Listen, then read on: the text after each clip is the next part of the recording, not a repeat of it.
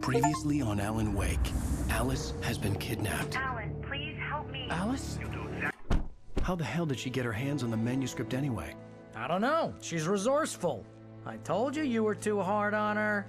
Listen, I found out all sorts of interesting stuff while I was digging around. Yeah. Mr. Wake, it's Sheriff Breaker. We have an FBI agent here, Agent Nightingale. FBI? He's anxious to see you. You'd better come to the station. Okay, I'll be right over, Sheriff. Let's make this quick, huh? Help you folks? Name's Randolph. I'm the manager. We're looking for Rose. Works as a waitress down at the diner. Rose, sure. Nice girl. Who wants to know? I'm Alan Wake. The writer, huh? I heard on the radio you were visiting. Well, I'll show you her trailer. That Rose, she's a nice girl. Always pays her rent on time. As I was saying, Al, I found all sorts of weird stuff from the local newspaper's archives. This place is crazy. Disappearances, mysterious deaths, urban legends come true, and get this, most of this stuff takes place around Cauldron Lake. Well, you ain't wrong, mister. The Indians thought the lake was a doorway to the underworld. I'm the God-fearing type myself. I don't hold with that sort of thing. Yeah, okay. Anyway, there was an island there owned by a guy called Thomas Zane. Now, some of the articles I found about him make him out to be a famous writer, but I ran a bunch of searches, couldn't find a single thing he wrote. Zane was heavily into diving, so much so that the place came to be called Diver's Isle. But the volcano under the lake erupted in 1970, and Zane went down with the island.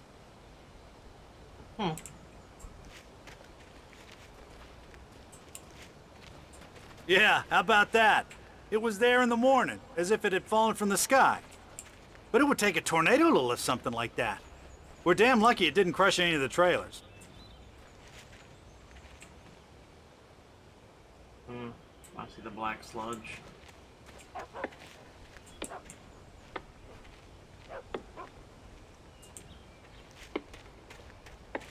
That noise.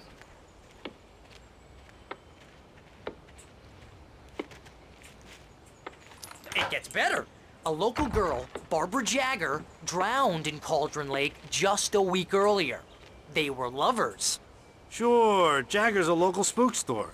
The Scratching Hag comes for you in the dark. Childish stuff like that. Anyway, Al, I'm just getting to the best part. All of the articles about this stuff were written by Cynthia Weaver. I asked around, and she's that crazy bag lady you met.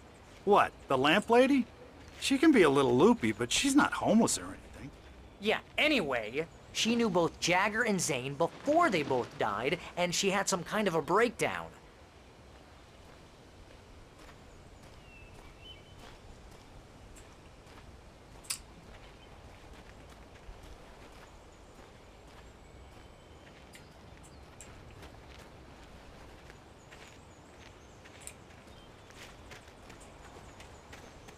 Well, mister, this here's Rose's trailer.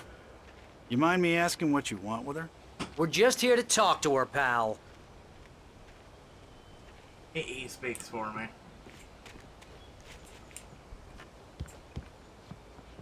Oh, dead flowers.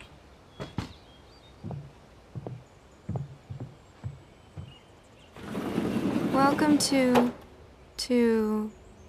Oh dear, Mr. Wake.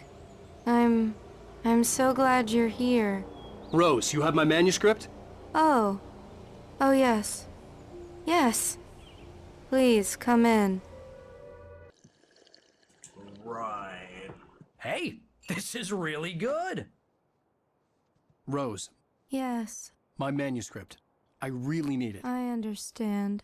I know what you need. A muse to inspire you. Oh, for Barry. She doesn't have anything. Yeah, hey, Al? Al, what's... Oh... Barry! What? What? How did you not suspect anything was wrong?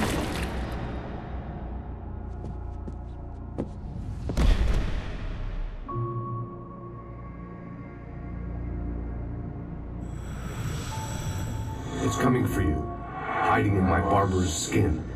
I'm I'm too weak to stop it. You must turn the lights on. I promised I'd come visit you and your lovely wife. You must finish what you started. I insist. You must turn the lights on. Turn the light on. Back to work, boy.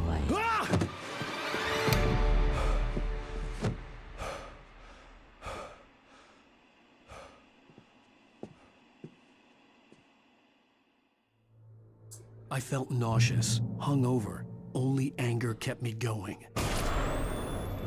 I can't tell reality from dream anymore, but it seems I have an imaginary editor to help me. She's an old woman in a funeral dress. I call her Barbara Jagger. She's very strict. I'm writing faster and faster. My manuscript is being heavily revised. The edits are getting very aggressive, and each day there's less of me and more of her. I hate it, but I know she's right. She promises me I can save Alice this way. She knows more of this than I do. About the complex incantation I'm attempting. About this place. She's worked with another writer under similar circumstances, Thomas Zane. The genre of the story seems to be shifting. It's turning into a horror story. I'm getting close. I can feel it. Right. Also,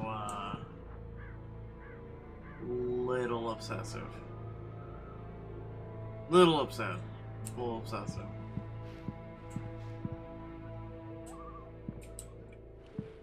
Believe in change. Sorry. Rose took a day from me. I had less than 12 hours left to meet the kidnapper. All I could do was get Barry into the car, work something out once I got on the road. Barry was out of it. He was way too heavy to carry. You're right. I deserve more money.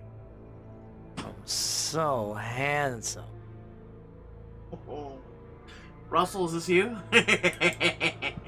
Welcome to the Oh Dear Diner. What can I get you today? Coffee? I couldn't work up much hate for Rose. Something had used her to get to me and left its mark. First refill is free. Milk and sugar on the counter there. Would you like to hear today's specials? Thank you. A nice day. Come back soon. Yeah, okay. Anyway.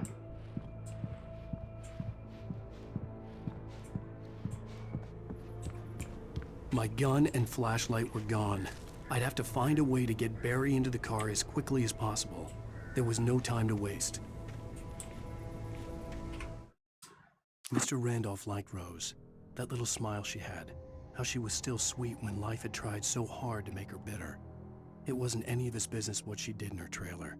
But those strangers, the writer and his smart-ass sidekick, looked like trouble.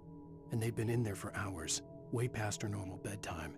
He reached for the phone and called the sheriff's station.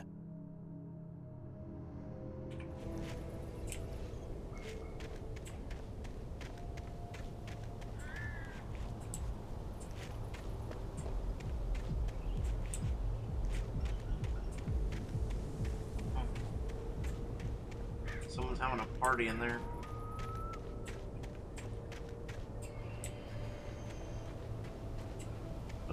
Is there anything in the backyard here?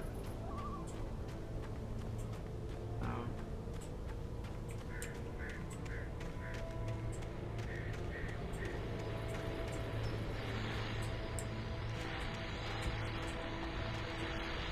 I just stepped outside to catch a breath of fresh air, and let me tell you, the weather's getting heavy. Nights like this make me especially glad I'm here talking to you and not home in bed. Once the weather takes a turn like this, I can't sleep at all. It's all tangled bed sheets and dark thoughts, punctuated by the occasional plunge into nightmare. Is it just me? Well, perhaps it is. But I hope I can make the night a little bit easier to get through. Caller, you're on KBF FM. Hey, Pat, it's Walt Snyder. What's on your mind, Walt? Well, I ain't the way you are, but, well, I can't sleep either, you know? I just been staring out the window here, trying to make sense of it all, but, I ain't been drinking either. You know, I just... Well, you sound like a man with a problem, Walt. Yeah. I had argument with Danny. You know, Danny, and, then I got in trouble with the law.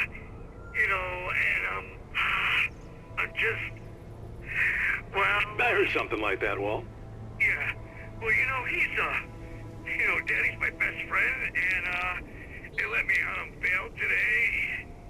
And now I'm just alone here at the window, you know, waiting. Man, and there's something in the air tonight, man. I was just outside looking up at the sky above our broadcast tower thinking the same thing. What are you waiting for, Walt? I don't know. You know, something's gonna happen. You know, I think I better go. Well, Walt, maybe... No, thanks, Pat. Well, good luck to you, Walt. Hang in there. Let's take a little break, folks. This weather's really something else, huh? How can I be sure that you will walk away? Why do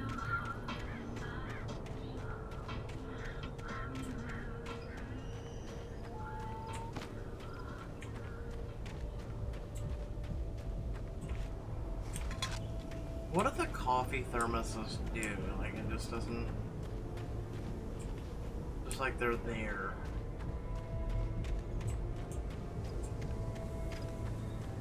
I'll see you. Deal with you in a minute.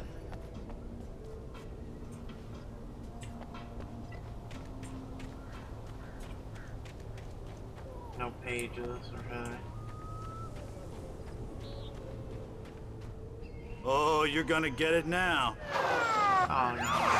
Oh no. God knows what you've done to that poor girl. This is Agent Nightingale, FBI! Get him up, Hemingway! You're under arrest! You move a muscle, I'll unload right in your goddamn face! Stay right where you are, Spillane!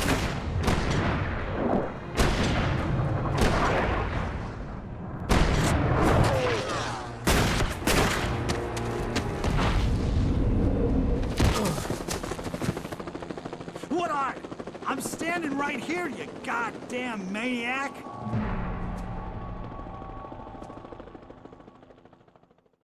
I hated to leave Barry behind, but there was no way I'd miss my appointment with the kidnapper. Give it up, Mr. Wake. Come on.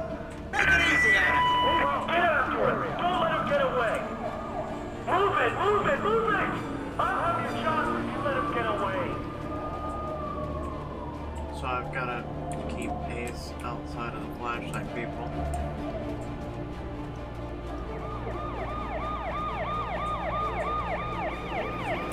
Move on. Search the area. What the hell did I do? Seriously. Stop running! Freeze! You can't make me. Okay, men. Keep your eyes peeled. He's gonna try to make it through here. Oh, damn. You see him? Alright, fire. Here. Oh shit. Wait! Ow! Holy shit. Alright, don't go off the fucking beaten path. Lift away. Keep an eye out. Like, what the hell did I do? Seriously. Dudes are like, let's just kill him. Like, goddamn. He's gone. Come on, guys. We need to head him off.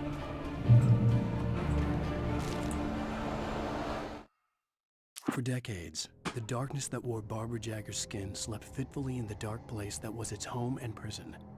It was hungry and in pain. It dreamed of its nights of glory when the poet's writing had called it from the depths and given it a brief, terrible taste of power and freedom. The rock stars had stirred it from the deep sleep the poet had sunk it back to in the end. When it sensed the writer on the ferry, it opened its eyes.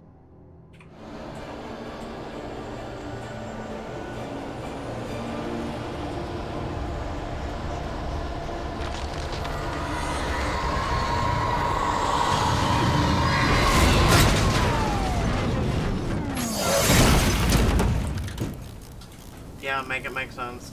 God. Come in, Agent Nightingale. This is Sheriff Breaker. Over.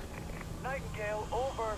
What on earth is going on? My deputies tell me you fired at Wake and he didn't have a gun. You almost hit a civilian instead. Over. Sheriff, Wake's running. I'm giving chase. I don't have time for this. Well, make the time. You can't just go shooting at people in my town. Over. I'm a federal agent pursuing a fugitive. You want to discuss my methods, Sheriff? Make an appointment. Over. You stay right where you are, Agent Nightingale. I'm on my way. Out. Uh-oh. The suspect was last sighted running along the gorge that leads westward from the trailer park. All units are advised that the suspect may be armed. Approach with caution. James out. I mean, I'm not even armed. I'm armed with maybe, like, the ability to write a novel. Maybe.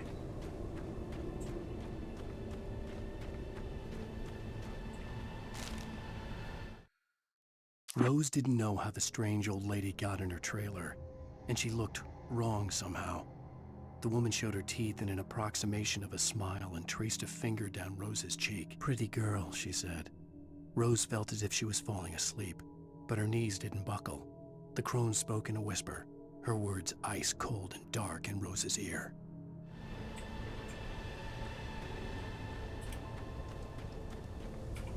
Then you get a question, what the hell happened to this cop guard and the cop? Anything over here? Nope.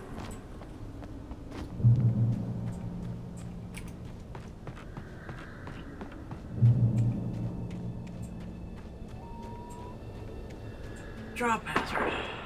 What the hell? Oh. Search the area.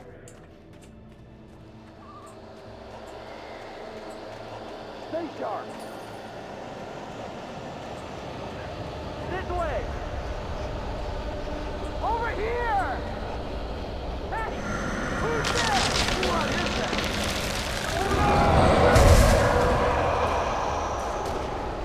I ain't even mad.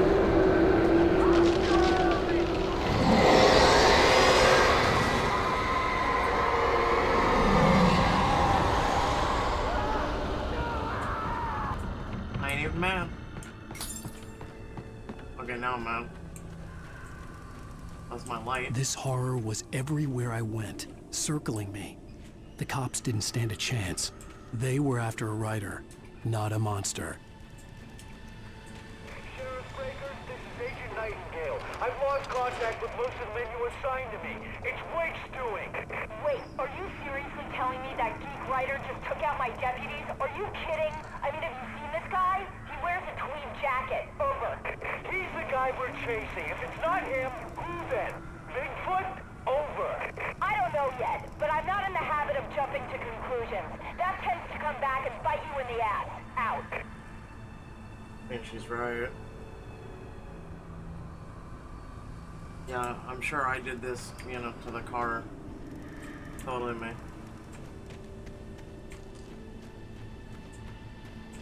This chapter is titled, "Let's Have a Brisk Walk in the Forest." No light, no guns, no defense, no nothing, just...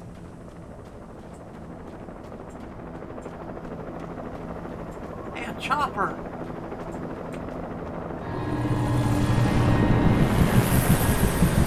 Hi. When did you guys get a big, like, FBI chopper?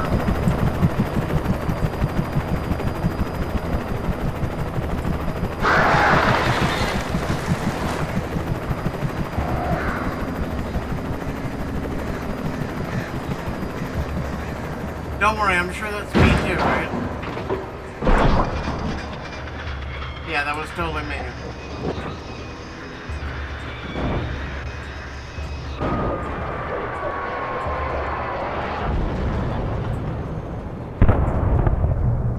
Holy shit. Alright, yeah, no, that was totally me. I take credit for all of that. I'm assuming we go up here and find something.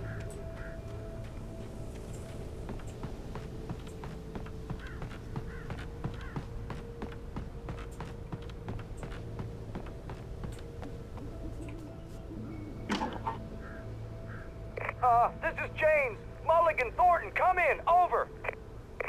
Thornton here. James, we got both Wheeler and Rose in custody. They didn't put up a fight or anything. Why, they were... Hey, Mulligan, what are you doing?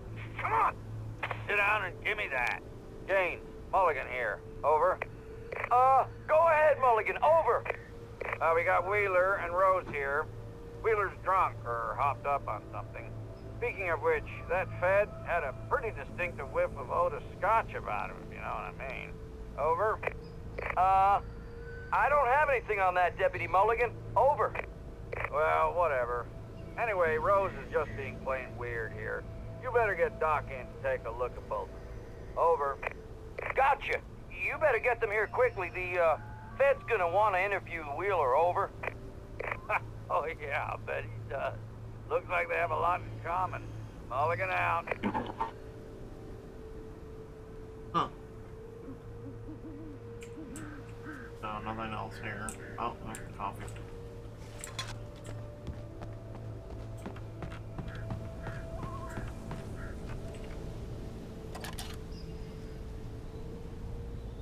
I could see the lights of the radio station in the distance.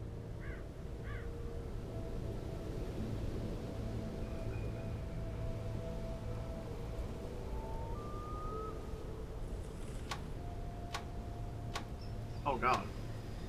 I guess that's how you do it.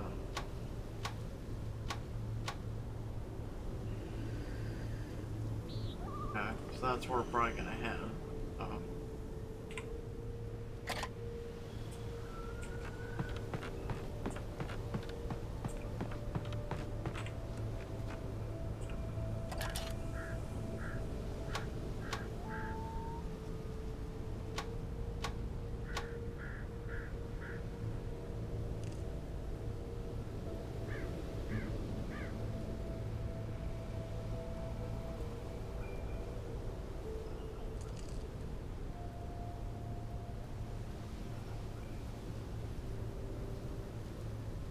There's coffee there.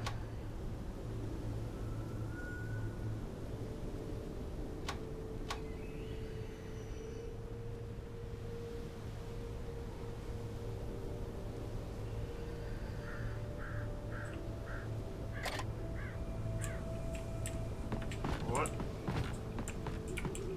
A minute there, I thought I was gonna fall. I imagined that the broadcast tower in the distance was part of the local radio station. Maine seemed like a decent guy. Perhaps he could give me directions to the coal mine.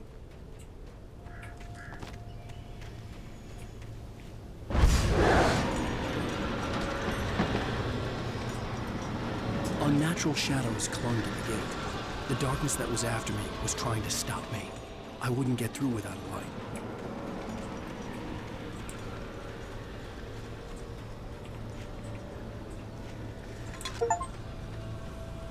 Discover 25 thermoses.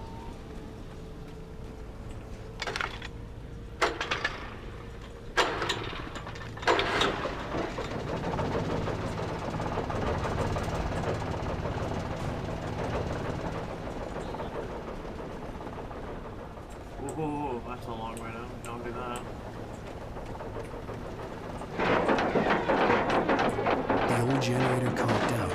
I'd have to see if I could fix it and try again.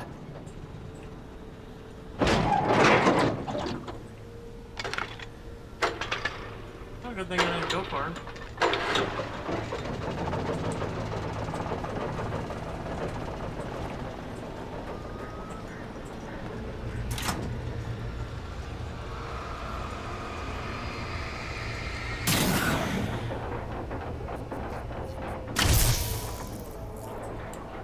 Oh. That was meant to happen. Okay.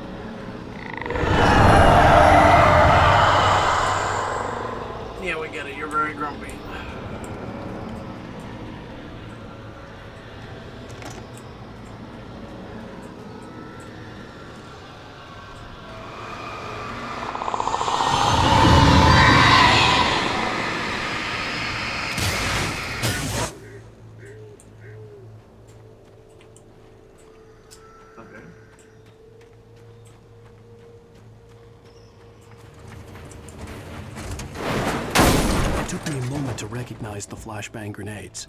They were an ideal weapon for my situation. Team 1, come in. Over.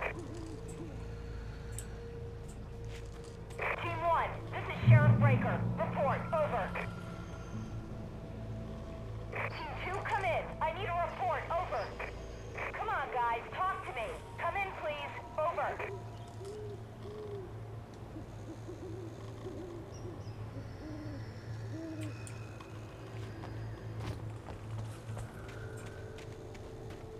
Right? I see something right. You have the right to remain silent. No.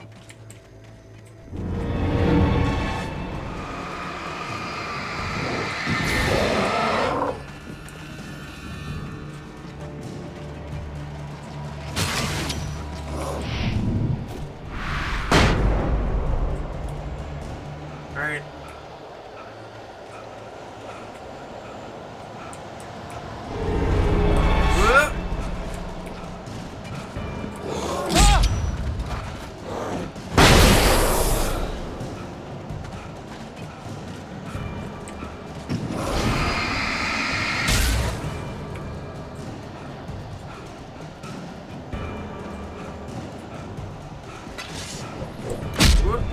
Motherfucker in the back of my head, really? Yep, now what? All I have is flashbangs. And here's another call. You're on KBF-FM with Pat Maine. It's Milt Peabody, Pat. What's on your mind, Milt? Well, I live near the trailer park, Pat, and there's a big ruckus going on over there. Well, that's just up the road from me, too. What's going on, do you know? I don't know, but there's a bunch of police cars there, lots of sirens, a helicopter buzzing around, and I think I heard some gunshots. Gunshots? Yes, sir, like from a pistol. So can you find out what's going on? Because it's just next door and they're popping off guns there. They're still shooting? No, it was maybe 10, 15 minutes ago. It sounds serious, Pat. I'm telling you, it don't sound like no party. I'm certainly going to give the station a call, Milt. Okay. You'll hear it here as soon as I hear from them. Okay, thanks.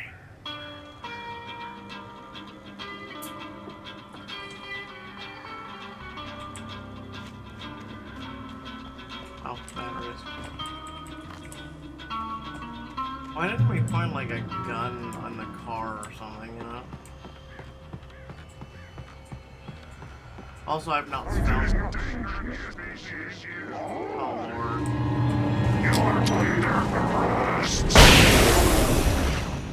I was about to say, I haven't found any pages.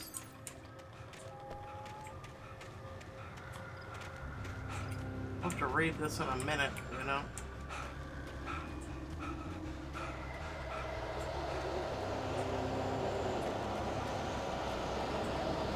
I don't even know where I'm going.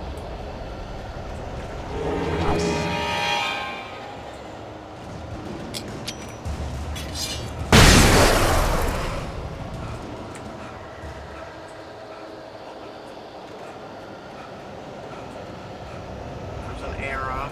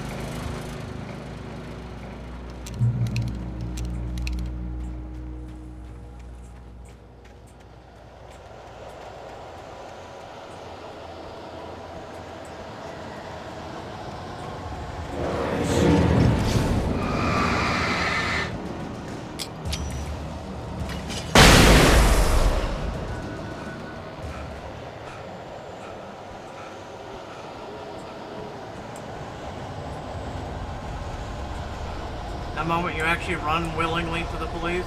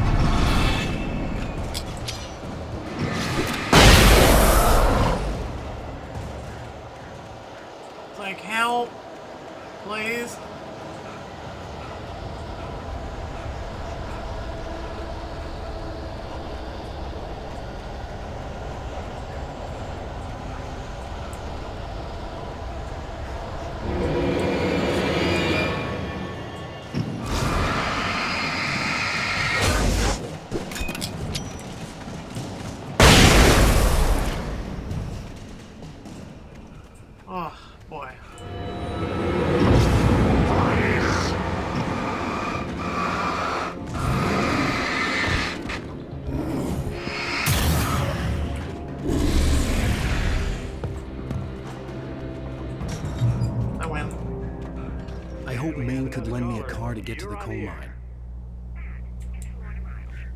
Oh, hello, Lorna. What do you have for us? Well, I just don't see why the cops bother with the trailer park. What do you mean? It's a trailer park.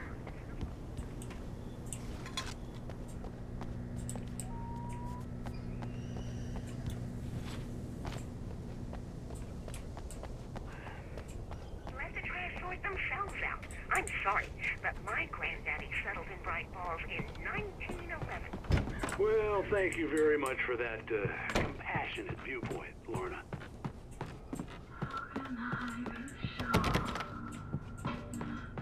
Oh, here's a little surprise. The famous writer Alan Wake just walked in. Folks, I'm going to see if I can talk him into an interview. Yeah, no, I want an interview. Come on in, Mr. Wake. For a minute. Oh, I'm so glad you could find the time to do this, Mr. Wake. Nowhere to run now, Dan Brown. You back away from me. Don't hurt. Whoa. Everyone calm down. Put the gun down. We're all friends here, right? Cool your jets, Nightingale. We got him. Judas Priest! What the hell's the matter with you? There's a civilian in there.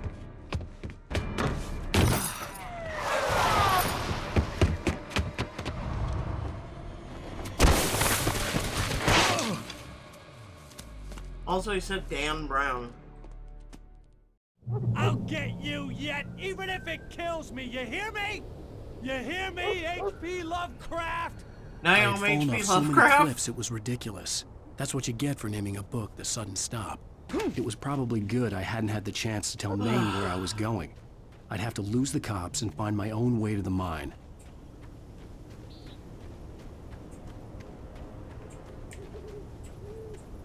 Now, at least here's another page I can finally, read. Nightingale stared through the broken studio window into the dark woods. He turned around, started to walk out, but Maine grabbed his arm. "Young man, you almost shot me. You don't shoot off rounds at people like that. What's the matter with you?" Nightingale shook his arm free, marched out. His cheeks burned with rage and humiliation.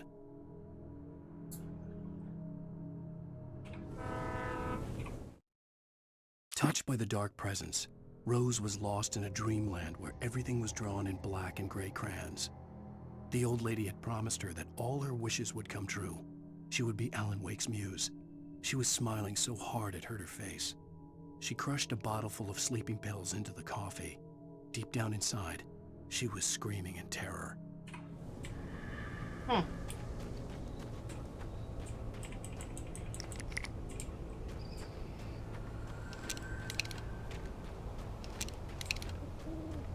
So let's use flares.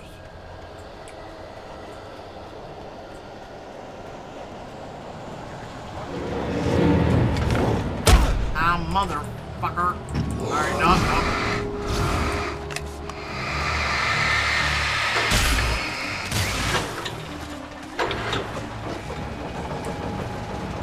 Come on. Woo!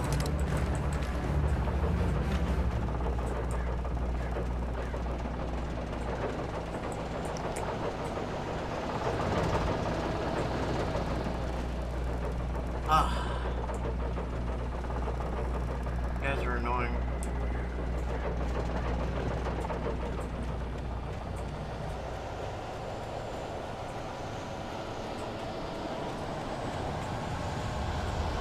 Funny bullets, bro.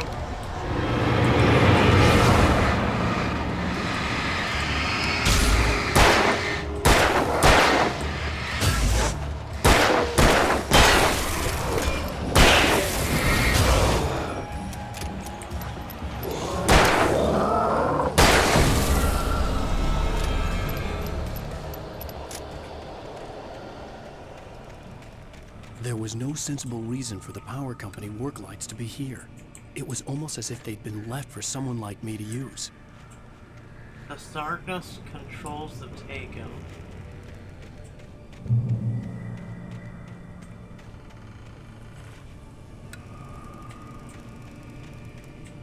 Well, you ain't really gonna see me complain.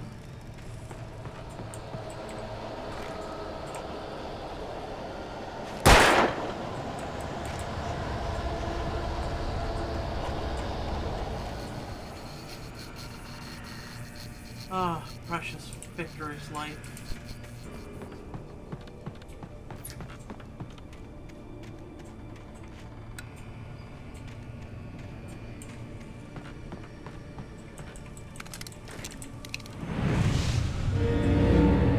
What?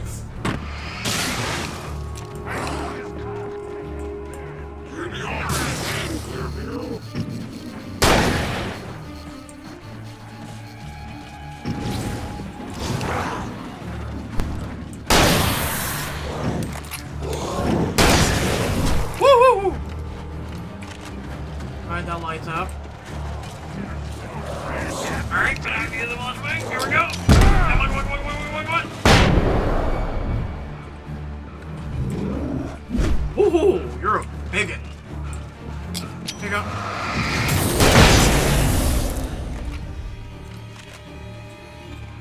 Oh.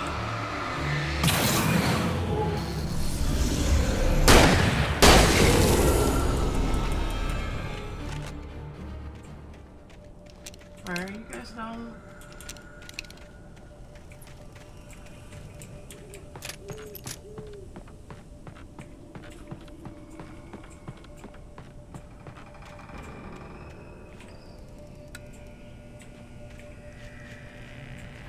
I'm like a plant, photosynthesis, you know? Wait, there is that way or that way? This way leads to here and I want to see. Oh, also there's a page. Maybe also an alternate route, maybe, or... Nope, can't go that way. The bulldozer's engine roared to life. Mud and rocks flew as it fought for traction. It crashed through the concrete wall and landed heavily in the yard. If it were an animal, it would have shaken its head after the impact, fixed its eyes on me, and charged. Of course, it had no head, nor eyes. Shadows crawled on its form, twisting it into a monster. Then, it came for me. I gotta say, like... This is a very unique game. It's a very unique game. I've never actually played a game like this.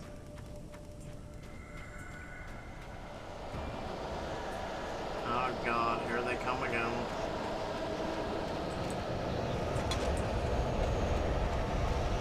Okay, let's do this one.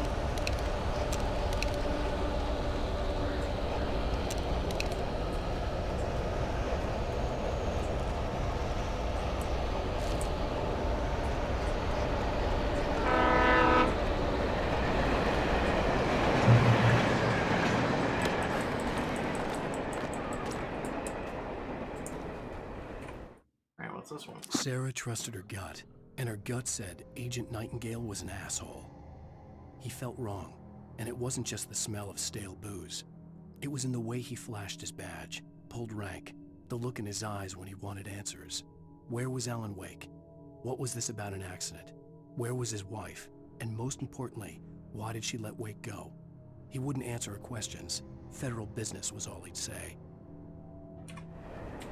He sounds like fun.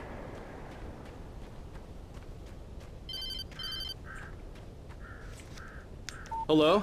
The most stubborn man I've ever met. Alice? Alice? Alan. I'm so afraid. He keeps me in the dark. Please help me. I look at you, Alan, and it's not you. Something else. Looking out from behind your eyes. Alice, I'm here. I'm so alone here. It's all gonna go to hell. You need to be careful. Cooperate. The connection had been terrible, but that wasn't the only thing that hadn't been right with the call. She sounded wrong somehow, but she had called me.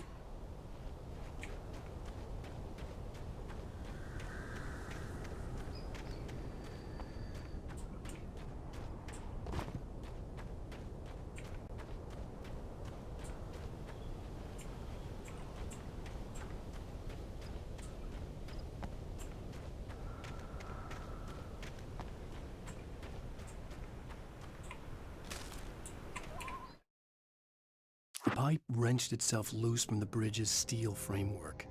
Wrapped in darkness, it floated in midair, twitching. For a moment, I didn't understand what I was looking at. The heavy object lurched at me with impossible force. I threw myself out of the way, but just barely. When I turned my flashlight on it, it shook in a dark rage before it flew at me again. Oh, great. I could see a railway bridge up ahead and a warehouse of some sort on the opposite shore. I hoped I could find a car from there. Follow.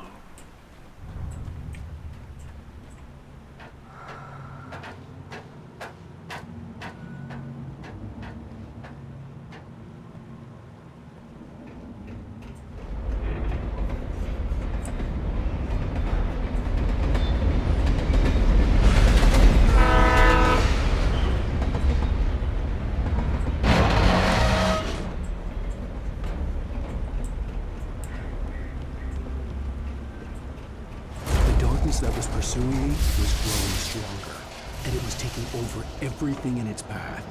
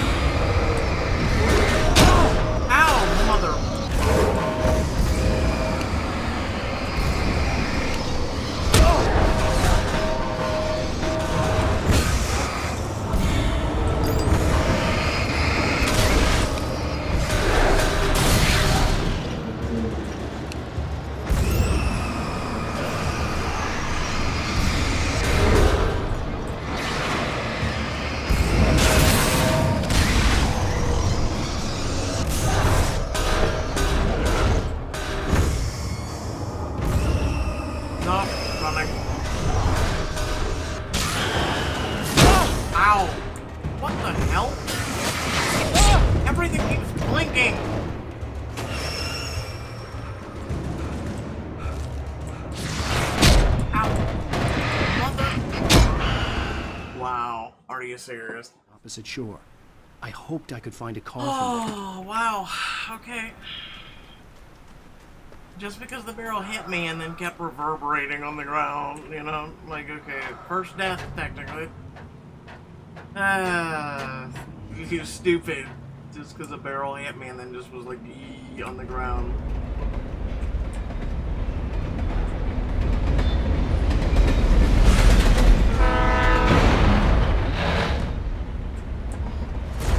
That was pursuing me was growing stronger, and it was taking over everything in its path. What the hell?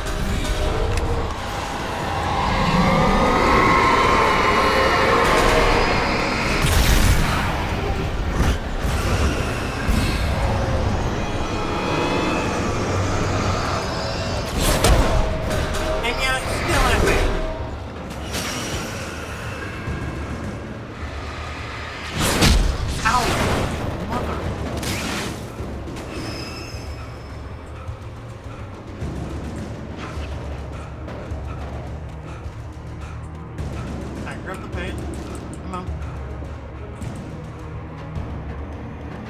As a teenager, just starting to get interested in writing, Stephen King had been a source of inspiration to me.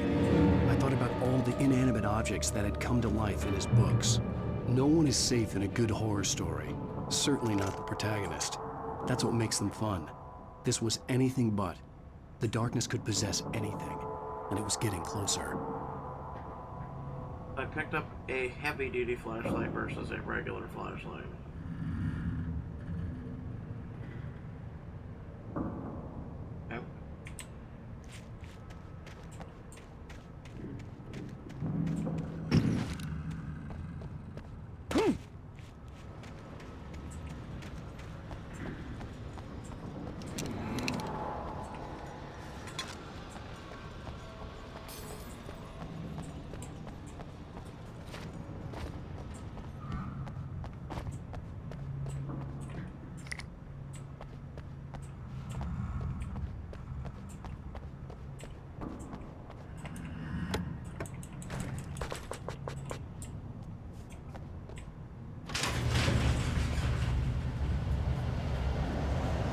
God, are you serious? Did you call 911?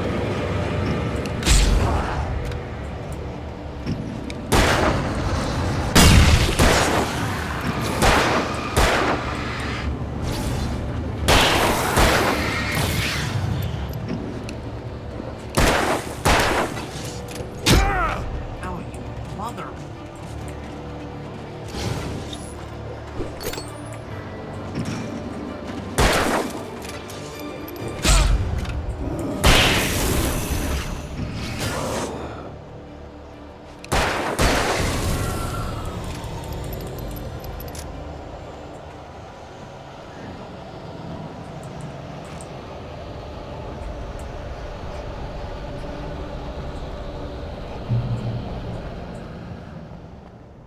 No, nothing over there.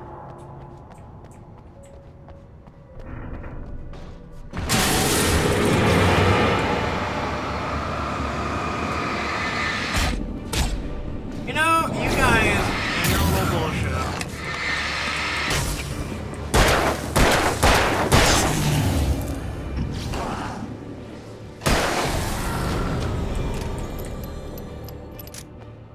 Oh, you guys are irritating me.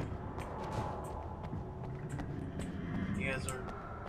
In light, you can hurt them. Yeah, no shit. Thank you for telling me something I already know. Should have been a message at the beginning. Just saying.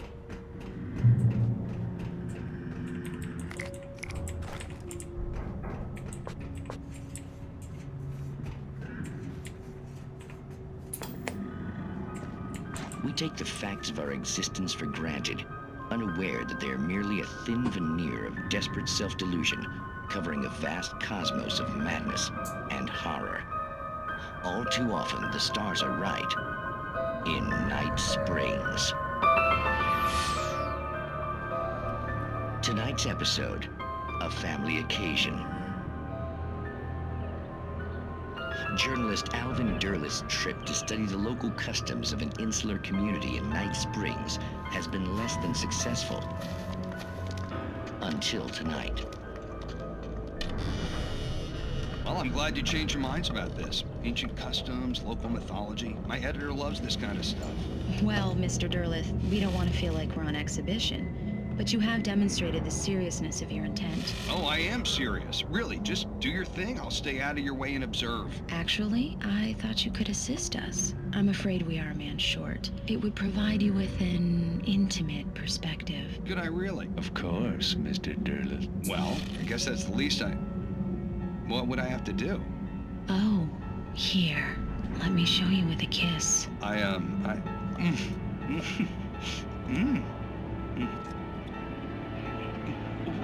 What did you...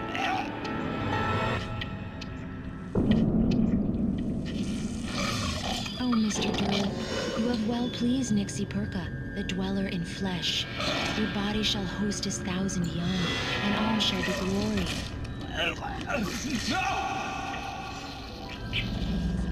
Shh, darling, be calm. Shh. Alvin Derlith learned a harsh lesson. If you go looking for mythology, it may come looking for you. And such quests always bear fruit. In Night Springs.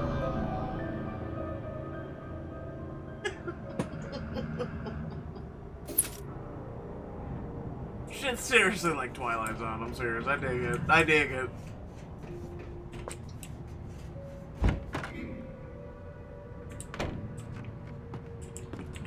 Alright, so we've had a couple pages. Let's see real quick. I slammed the door shut right in his smug face. He pleaded for me to open the door.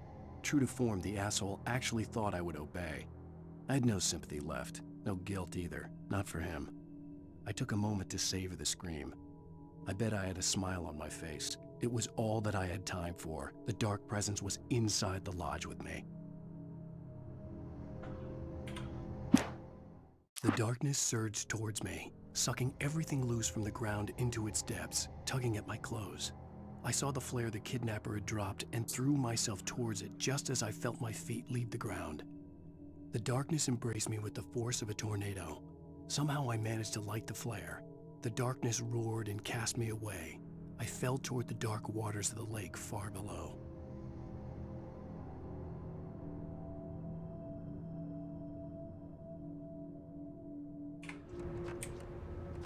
I think I was the only one, right? Wow, we still got a lot of pages to go. Whoop.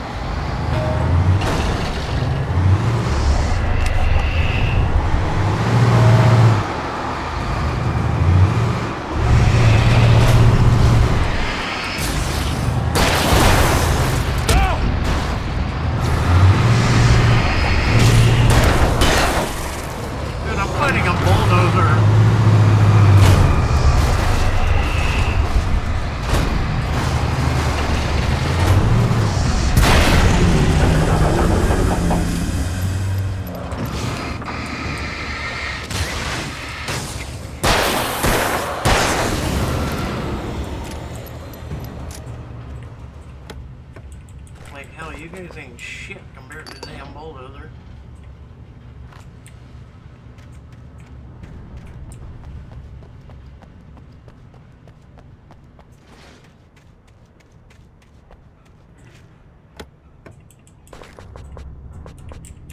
Damn, I have a lot of bullets.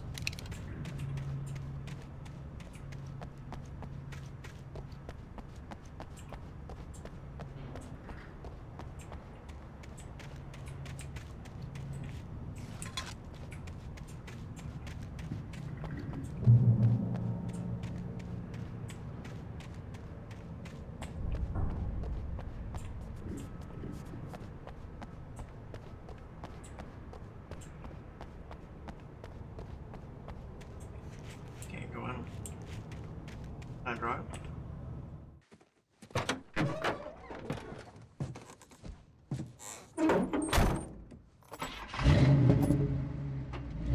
I had never been this glad to see the sunrise.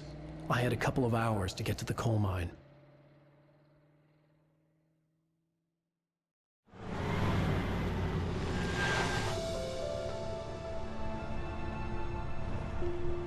The coal mine wasn't far now.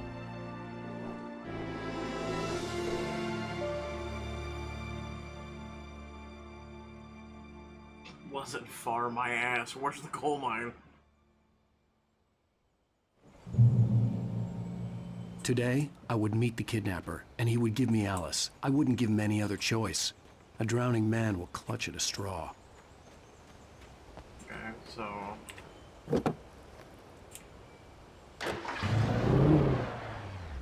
Unless there's a page. Little by little, without realizing it, I'd come to believe that the story in the manuscript was coming true. The current of its narrative had taken me deeper and deeper into dark waters. Alice had been taken from me.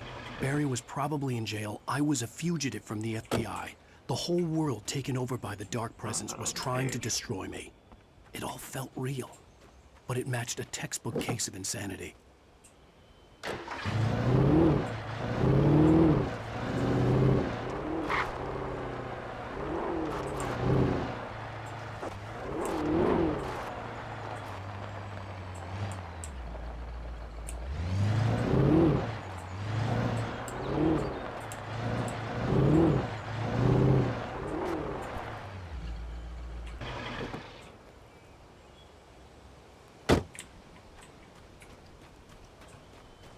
Like, the game kind of encourages you, because, you know, pages and bullets and all the other shit, it kind of encourages you to explore.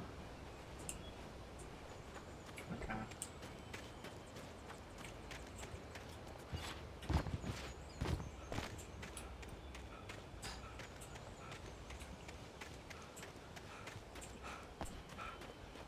I know there's like a barrel over there. I'm I'm sorry, is that a chair? That's a chair, dude.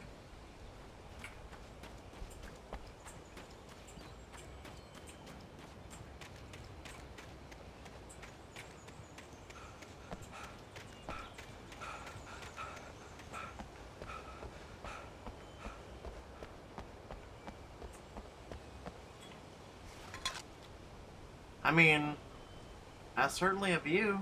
I could see, you know. Yeah, no, I dig it.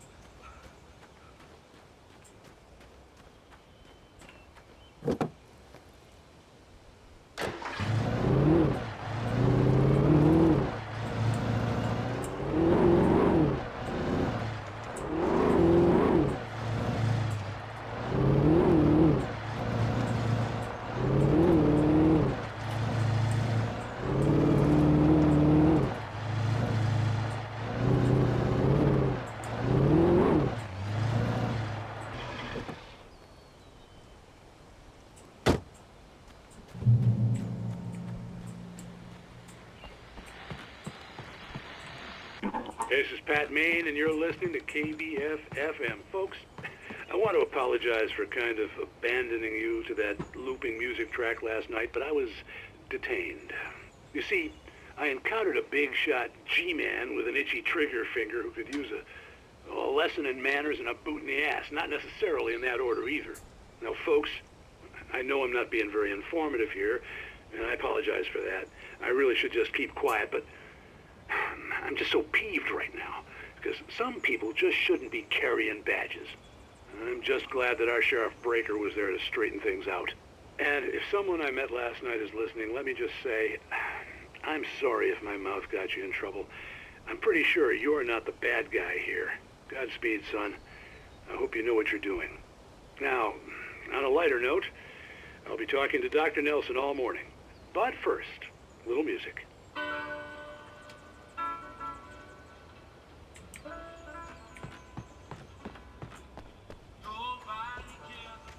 You know what? I think I'll switch vehicle. Go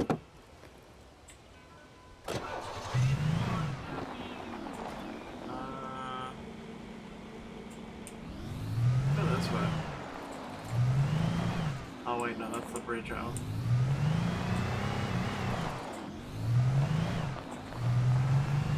Surprisingly, the handling for these vehicles is actually pretty good.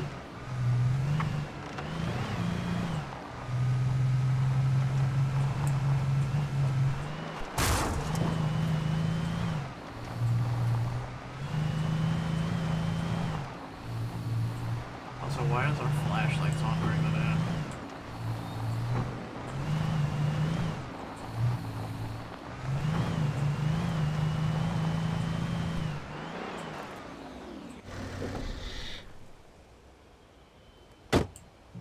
There's a tower. Might have some shit on it.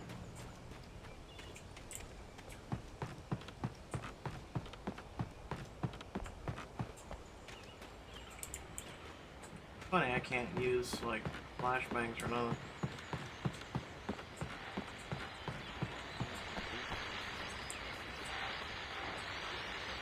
Welcome back to KBF-FM. Hope you enjoyed that tune. Now, Doc, you were talking about life and finding that special someone, that soulmate. Well, you were talking about that. I was saying I don't buy it. Oh, see, to me, that's strange, because I always pegged you as a hopeless romantic. You got me there, Pat. But I think love's where you look for it. And you do a lot of looking, sure. But the idea that there's that one special person out there for you, and if you miss that chance, it's gone forever, and you're forever incomplete. I mean, isn't that depressing? Or, heck, childish even? Hey, there's plenty of fish in the sea. And apparently a fisherman has a fishing analogy for everything, but what you're saying, isn't that a little harsh? Well, no. What I am saying is that your potential for finding that connection isn't limited to what's essentially a chance encounter. How is that harsh? Yeah, well, I guess that's a nice thought, but let me say something personal here. Okay.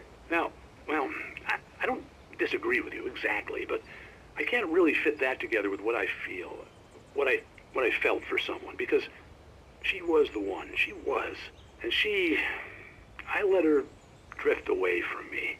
Maybe I didn't put in the work, I don't know, but, well, since then, and it was a long time ago, but since then there hasn't been anyone, not like her.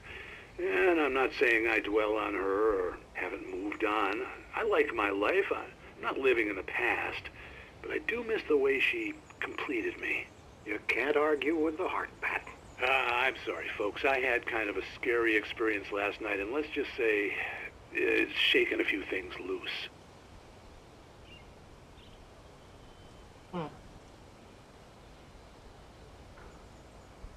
Nothing wrong with that. Sometimes life makes you go through experiences, right? To make you appreciate people. I haven't seen any pages.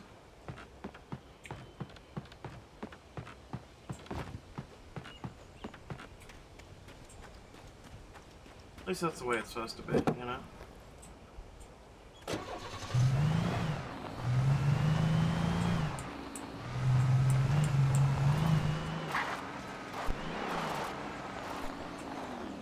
Is this the mill? Just, I don't know, random barn or some shit. I go in here, see if there's some shit.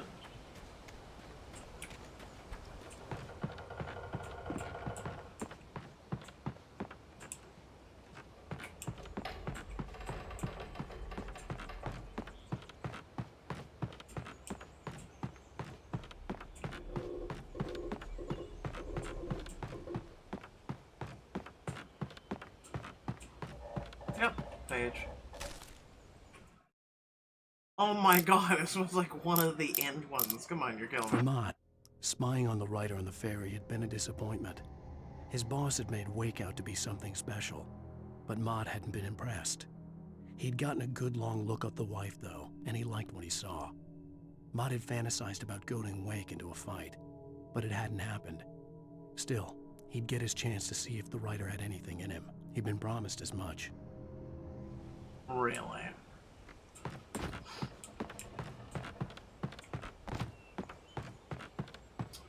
Just gonna kill the man. It's as simple as that. Let's see if there wasn't anything on there right now. Okay. So I know the mine's that one.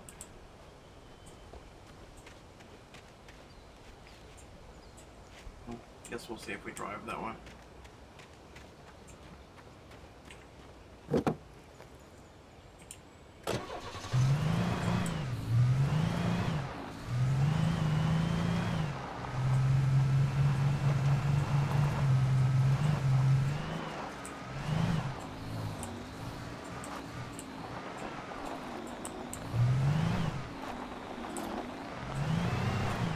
I was early.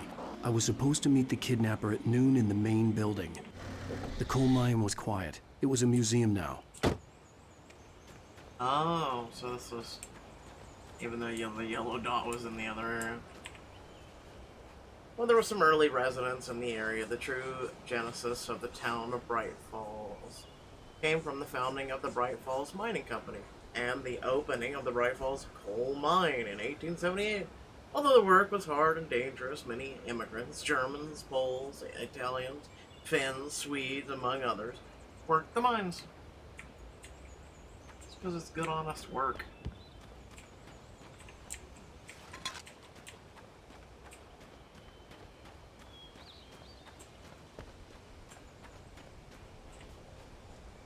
While lucrative at first, the mining steadily declined in the 20th century.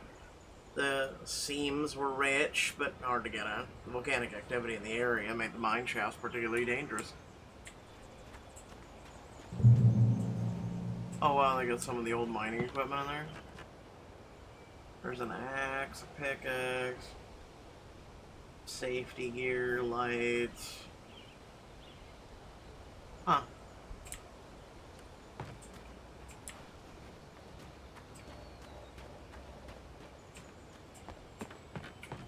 a second. There's not a door right there, okay.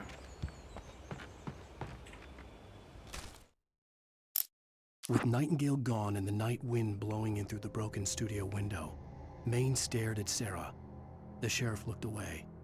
Maine's voice shook with barely controlled anger. That boy's doing more drinking than thinking. I hope you know what you're doing, Sarah. He's got a sickness in his eyes.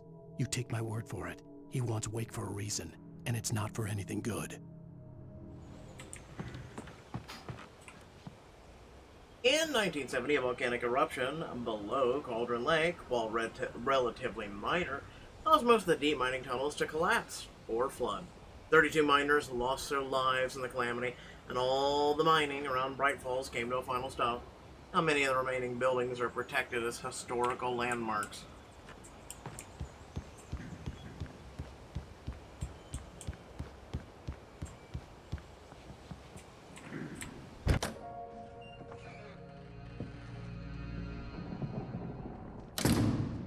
I didn't want to go outside. Cops had to be looking for me. Let me guess he's gonna take a nap. The noon sun turned the place into a sauna. The day dragged on. Different scenarios ran through my mind. Ways of how I'd torture the kidnapper to get Alice back. Or the different horrible things he could have done to her. I imagined her dead. I had no way of knowing she was still alive. It was killing me. I was running on blind hope. It was all a waste of time. The bastard never showed up.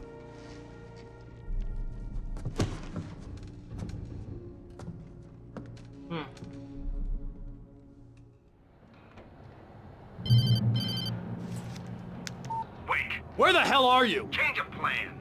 You know where Mirror Peak is? It's a big mountain north of where you are. You follow the path from the mine, you can't miss it. There's a lookout point there. I'll be waiting. I'm through being jerked around by you. You want to see your wife alive? Because if you do, you better watch what you say to me. Do we understand each other?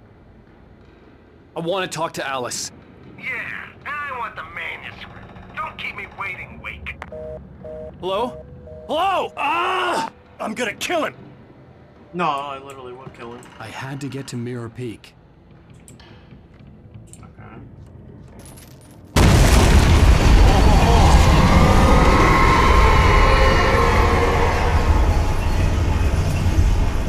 It was close.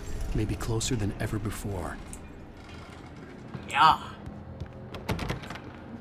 Let me guess. Slide down the ramp. Slide down the ramp. Oh, you didn't slide. Sad enough.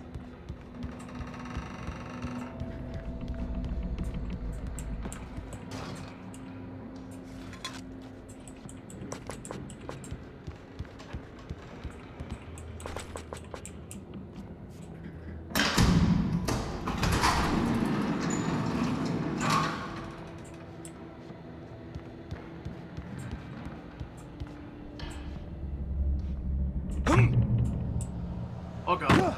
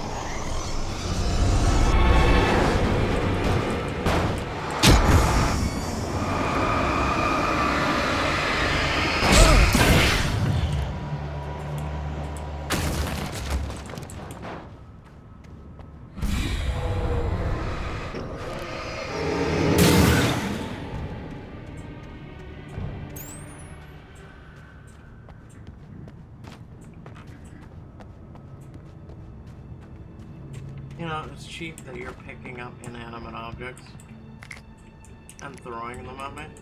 It's cheap. It's very cheap.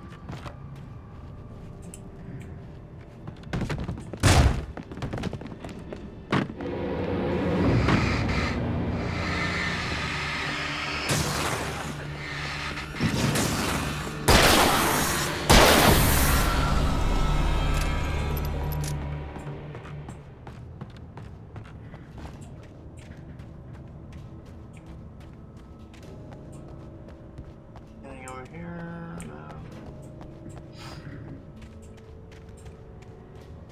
Why don't you just take this giant building and toss it at me?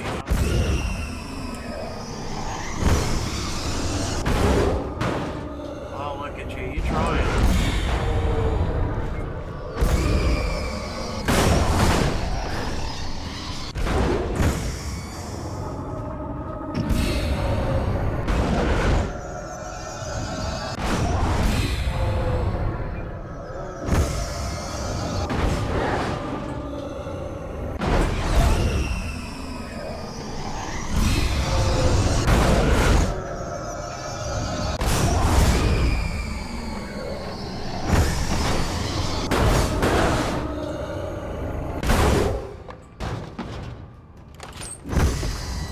Oh, of course I have to go inside.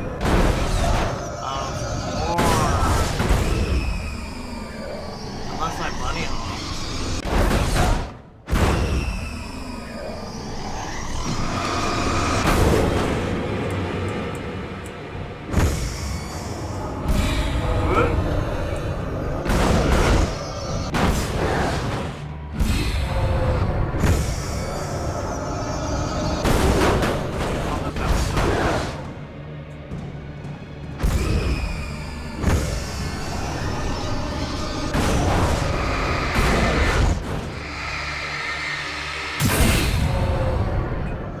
Or that.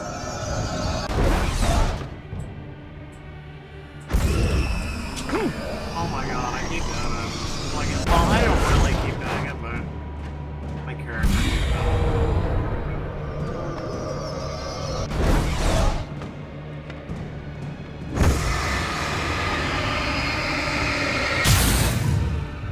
There we go.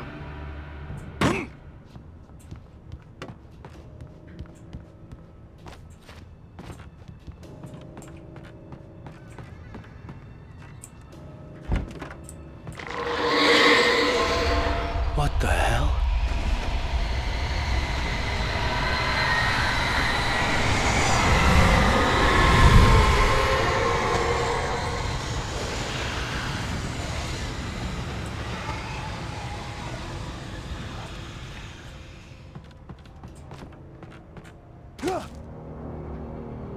The only way to reach the hillside ahead was to go through the building.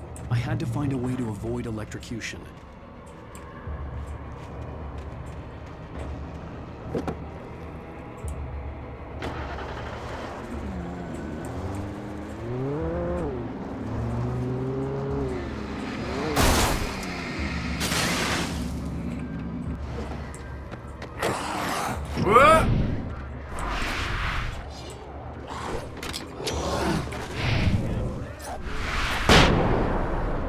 Come on, boys. Come on.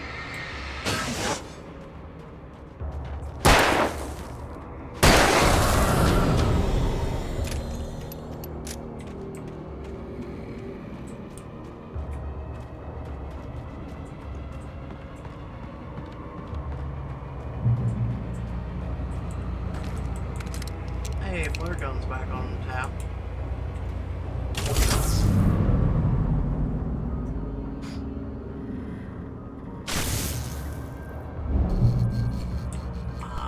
Then also now we don't have light.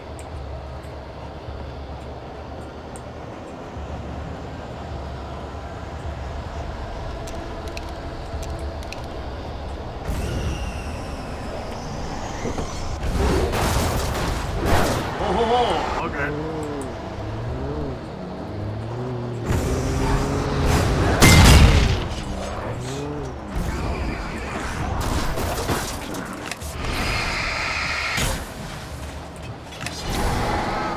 Yeah, don't mind me. I can find all you guys.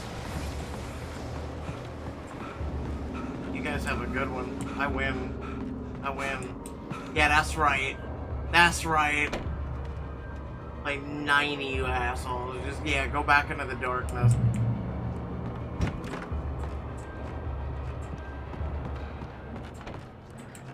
I win this round.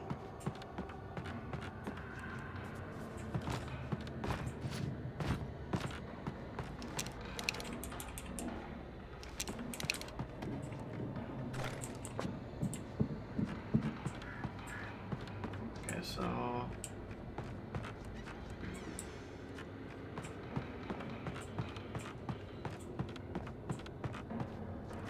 I need to get up.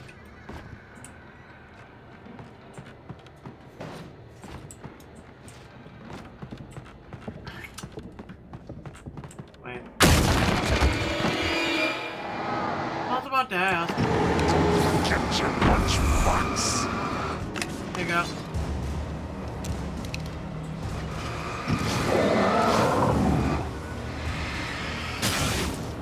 Come on, Biggins.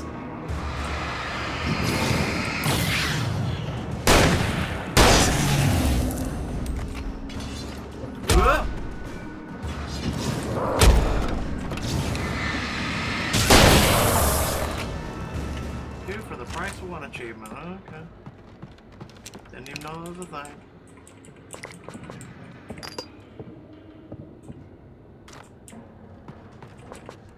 I like how you can hear someone walking on like the roof.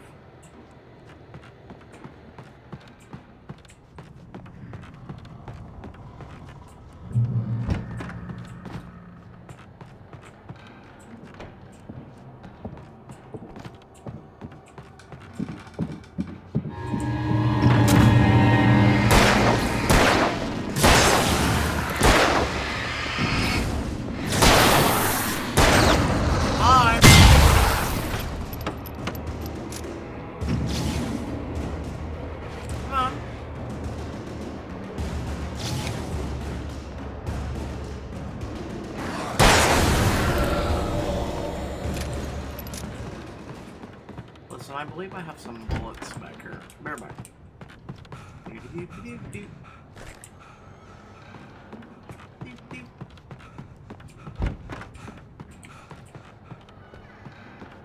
I believe this game is one of my elements. Trust no one in the dark. No, really.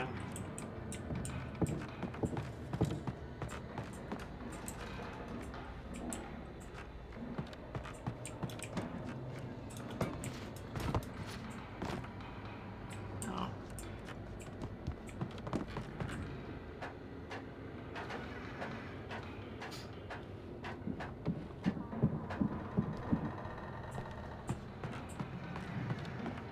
It's one of these random chairs again.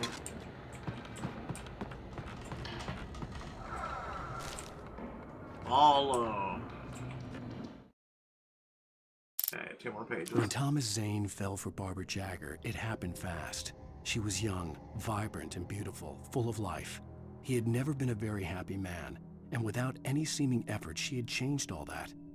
Zane felt good for the first time in his life. Everything she did was another piece of a jigsaw puzzle he hadn't even known he'd been missing. And best of all, she made the words flow, strong and sharp. She was his muse. Some of the Taken retained echoes of their former selves, but these were just the nerve twitches of a dead thing. Nothing remained but a shell covered and filled with darkness. In most cases, these puppets were enough for the purposes of the dark presence. But for anything more elaborate, as with the writer, it was different. It needed his mind. And so rather than taking him over completely, it merely touched him.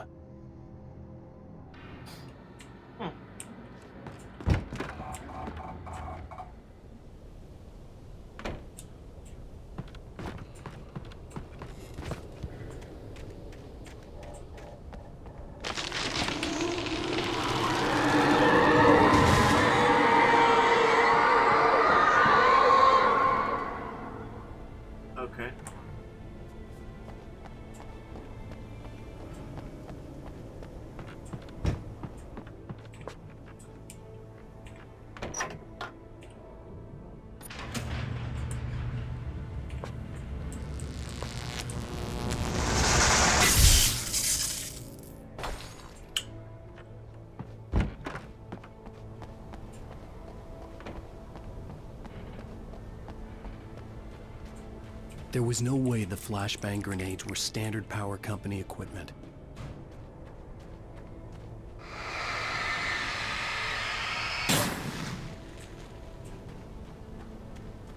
Actually, what is this one? A gate. I doubt it opens, but we'll see. I don't know.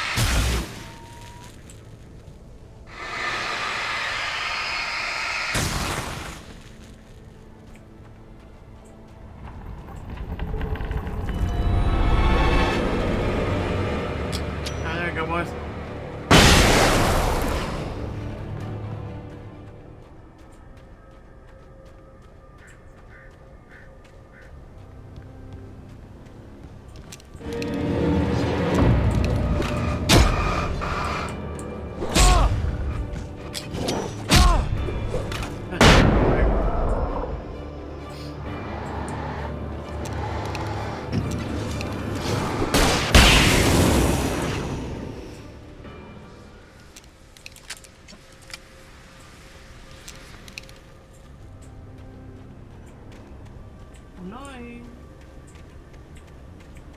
When they throw that axe bullshit, it's just so annoying. Because you're like, wee, like you're trying to avoid it.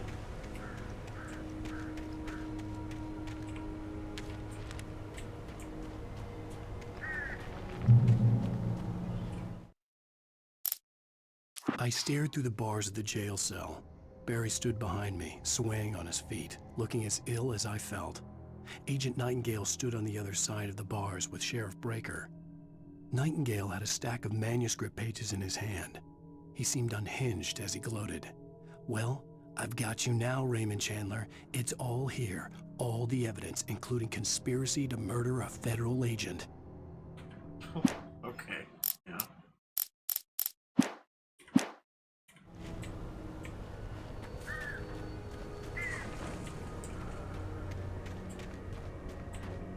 Right? Like, the guy can't even get his names right. Wait, hold on. There's a light there, but then this leads here. Maybe this is some loot? Maybe? Let's try. Wait. Arrow. Okay. Oh, another box.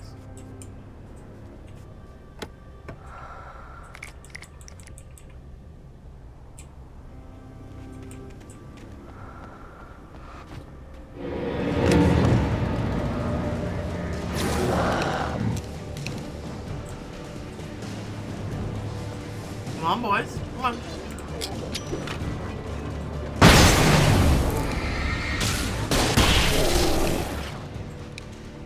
I didn't mean to use that, but fuck. Oh well. I thought I had my pistol out. Oh well.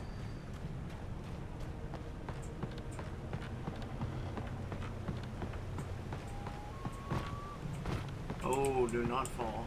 Do not fall. Whew.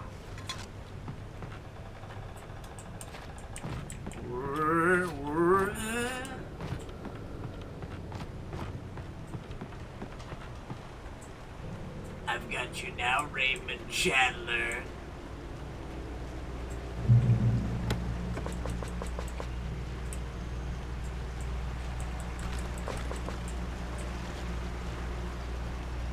I'm kind of curious if I go back here.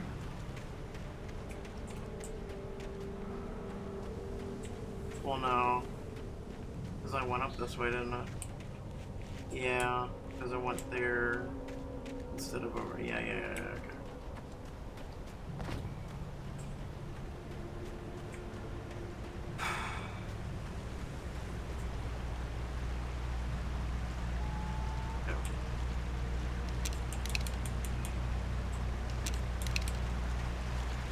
had no real plan.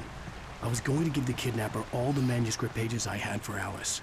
If that wasn't enough, I'd hold him at gunpoint and make him talk. Wait, switch shotgun?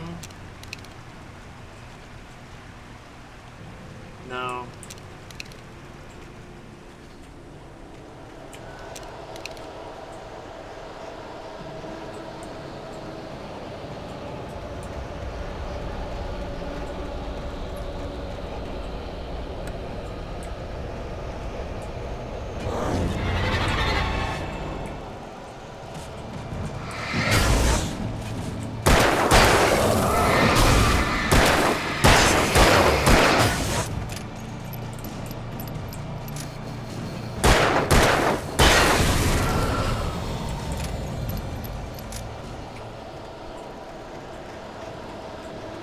I don't know which way to go.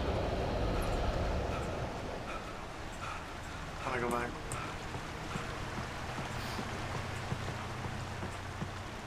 Because it says forward, right? Okay.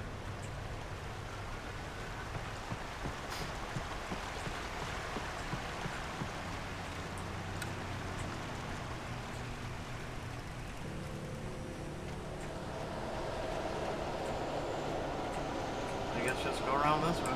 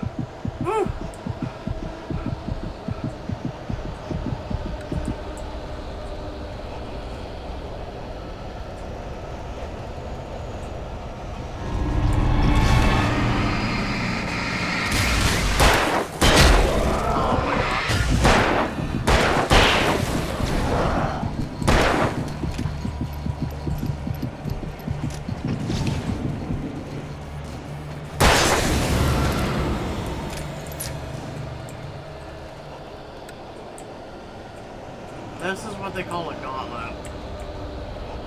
It means get through as fast as humanly possible. Otherwise you're just gonna keep dealing with shit.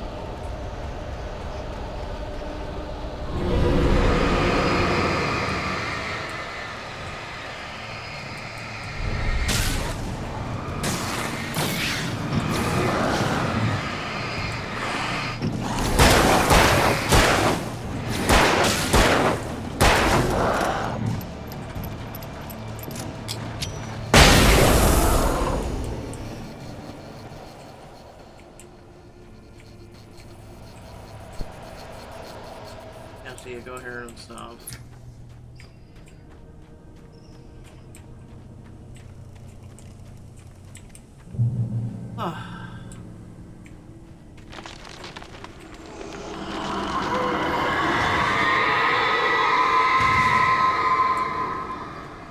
The dark presence was moving ahead of me in the same direction I was going. A cold feeling settled itself in the pit of my stomach. Was it going for Alice?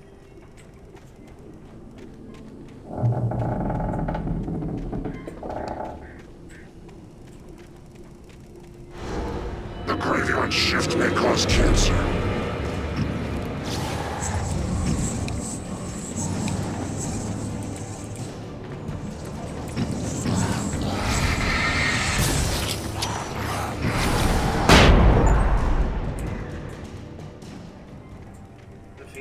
Taken with flashbang grenades.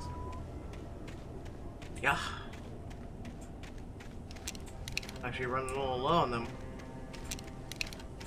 I should start using those.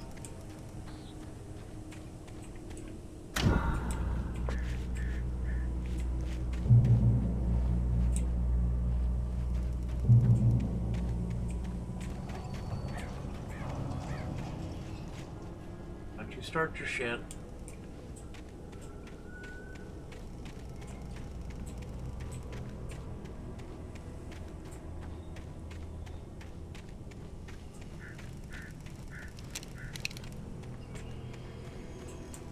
The place was dead, a ghost town. Had been for decades, maybe a century.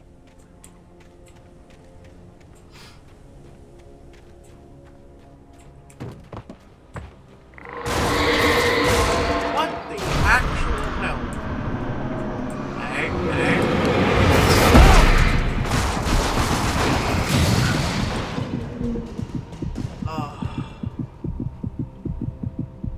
Throwing a car at me, dude. I'm not fucking Superman.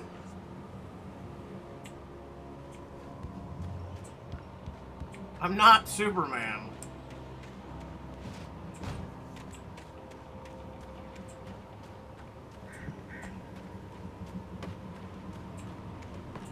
Can I even get into there?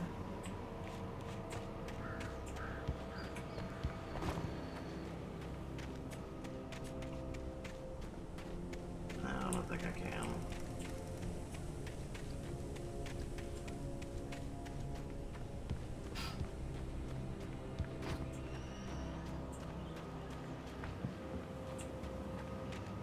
Because it won't let you, like, it won't let you jump windows and shit.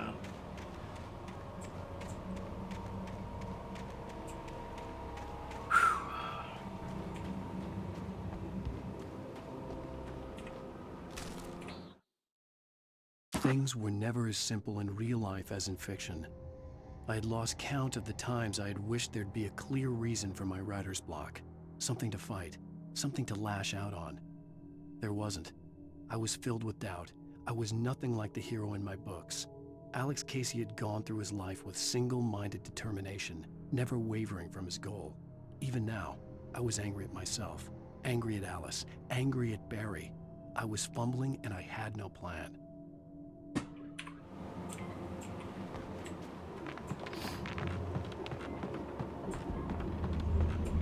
Oh no. Oh no.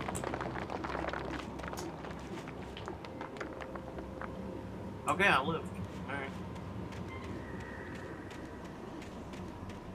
Hello.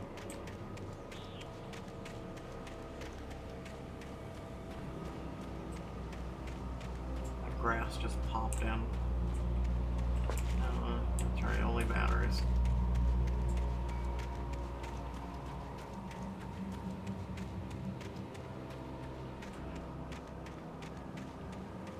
The game is very interesting so far. It's certainly something that, like, I've never played anything like it. At least I don't think so. Like, if nothing really comes to the top of my mind. Okay, let's try this again. Whee!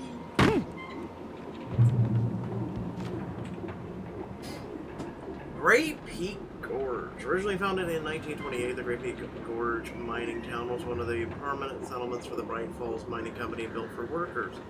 Its nearby graveyard is a testament to the dangers miners faced on a daily basis. Most of the men who lost their lives over the years were buried there.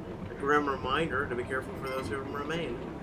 Great Peak Gorge was abandoned almost overnight when the Bright Falls Mining Company closed its doors in 1970.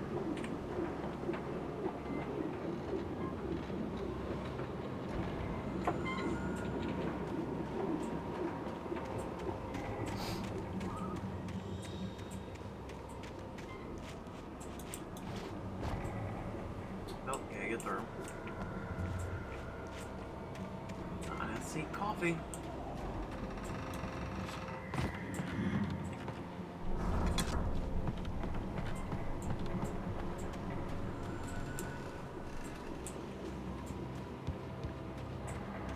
Over here.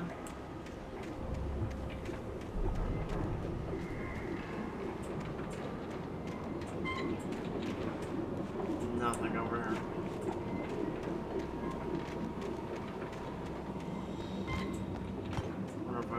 Can't break through there, no.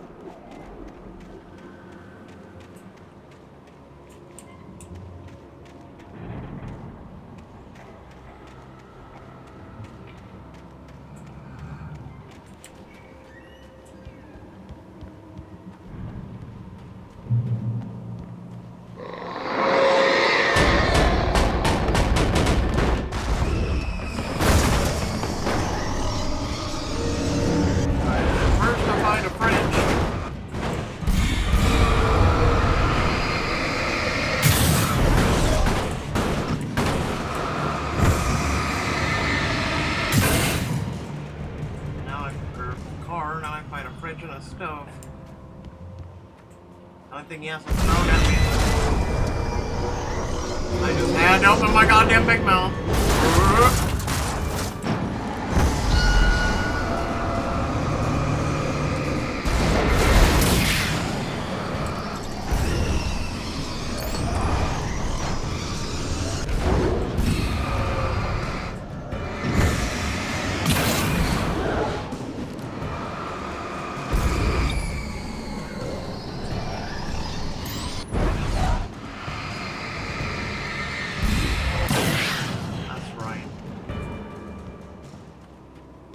Throw at me next to train. Do your worst.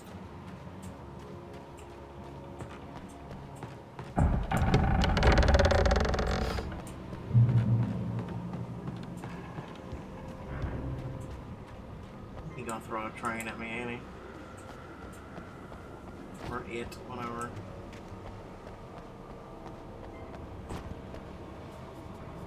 I just had to run my mouth. Okay. Oh, I just had to run it.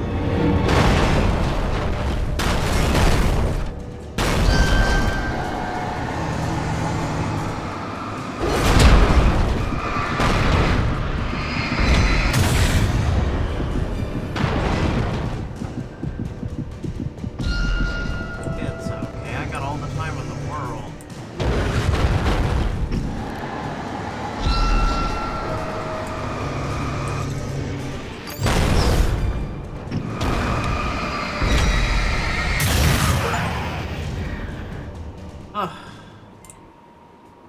Got 2 achievements there. You forgot the rest of the train. Try it.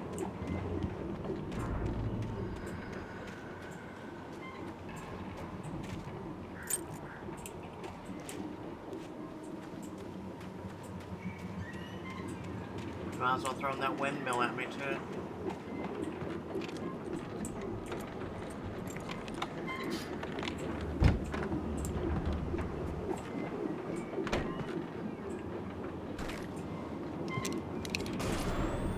Oh god. Anything outside of riding is a struggle.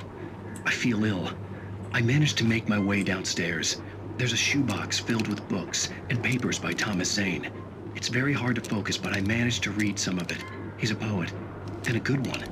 He writes of muses and creators summoning fabulous things from a magic lake, using his powers to shape the world of a realm of gods and dreams and demons, dark things that wait for a chance to slip through, wearing the flesh of men as disguise.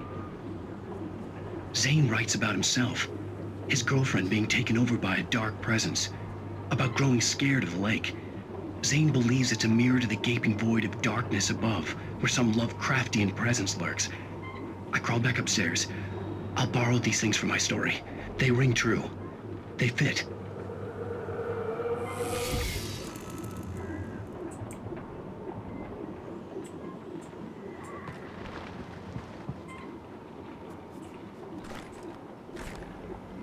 I mean, I already have a hunting rifle, so... Wait, hold E. Switch to hunting rifle. Wait. When did I switch to... You know what, I'm not even gonna ask. Actually, how many bullets do I have for a shotgun? Oh, I got 21. Yeah, no, yeah, we're staying with shotgun.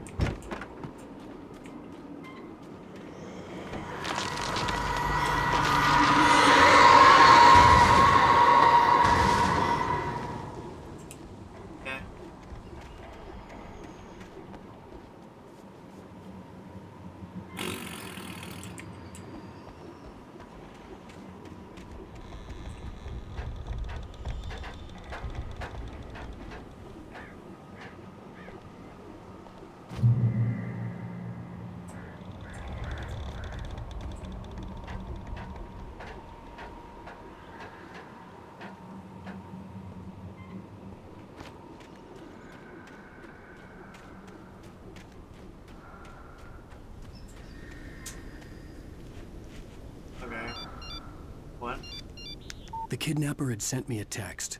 The message was full of spelling errors and insults. It was telling me to hurry up.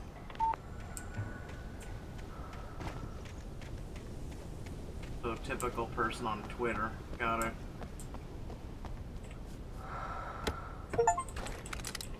Hey, discover 5 hidden chests. They're not really hidden, I'm just saying. So it's this one, and then that.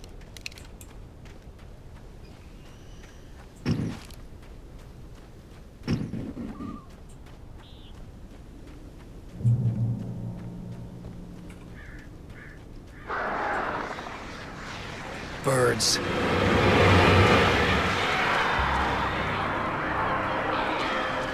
on, fam.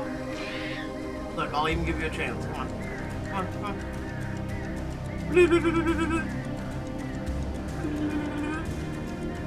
Come on. I'll literally start crossing this path. Whoa. Whoa. Come on.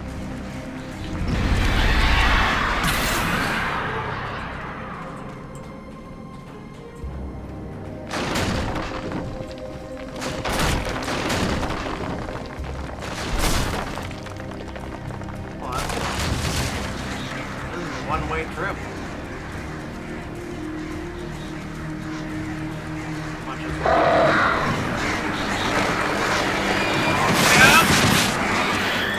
Alright.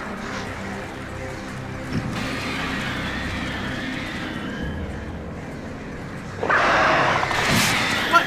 You flew through the cliff. That's cheating. Danger. Do not enter. I was hoping to defeat all the birds. Come here. Is that it? You guys just giving up that easy?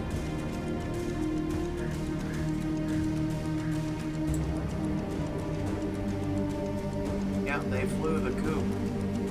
Ah.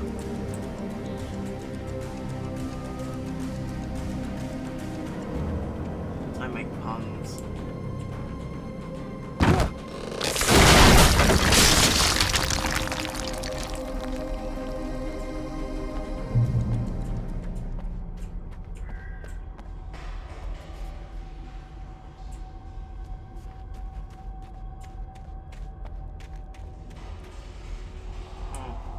This is good for your health.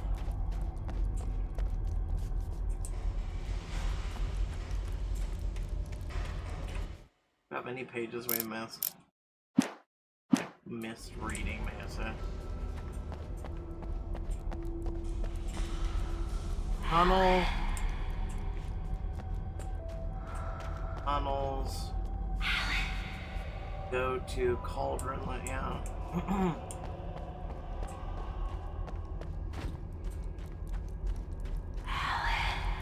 Yes, I know. You're calling me. Listen, keep calling my name. It's kinda kinky. I don't want to jump down just yet.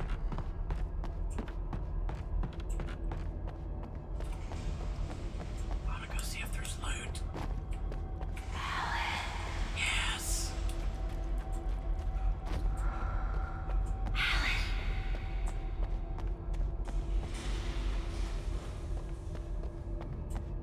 What? Well, shit, if I go that way, it goes up. But then I drop down. Ah, screw it. Without warning, the headache stabbed at my brain.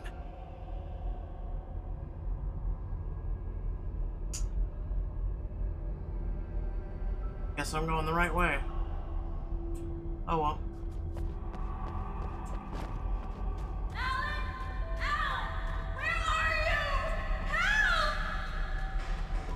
Alice?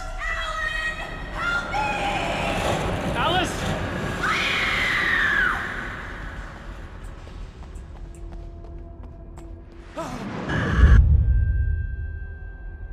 I'm losing it. I gotta get out of here. And yet you wanted to keep going. So now you're wanting to exit it, even though she could be in the black mist.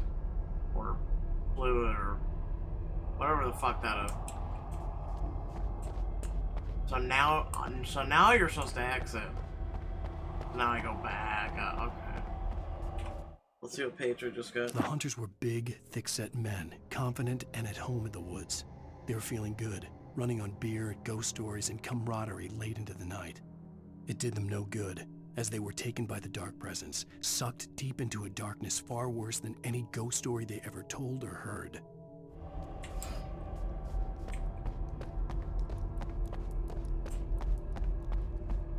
Probably because they're weak-minded people. Like, think of it this way. So they haven't taken him, supposedly. They haven't taken Alice. They didn't take Pat. They didn't take the sheriff. Like, there's something about those people that makes them immune.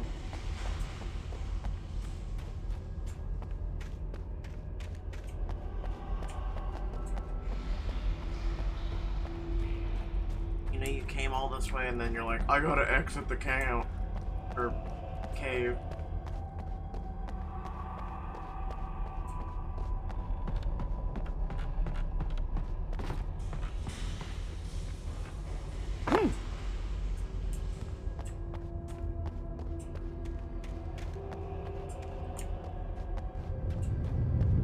Is this page?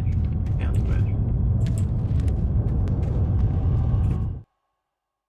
Even behind the closed doors and curtains of his grimy room at the Majestic, the local motel, Nightingale could feel the locals' eyes on him, the unrelenting pressure of their judgment. He forced it out of his mind. For all he knew, they could all be under Wake's spell already. You do what you have to do to get the job done. He took comfort from the bottle in his hand. Please, he thought, just let me get through this.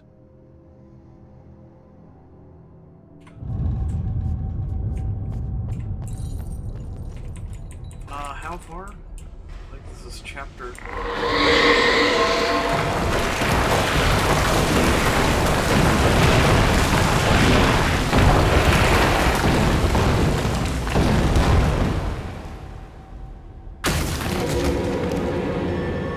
Convenient. Oh, he's a big man. All accidents can't be protected.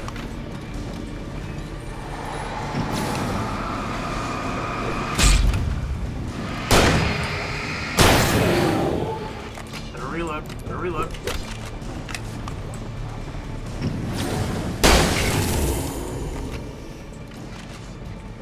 What? Motherfucker. Oh, you guys and your infinite throwing of bullshit. Alright, let's do this. Come on. What? You don't want this? You don't want this now? You want this?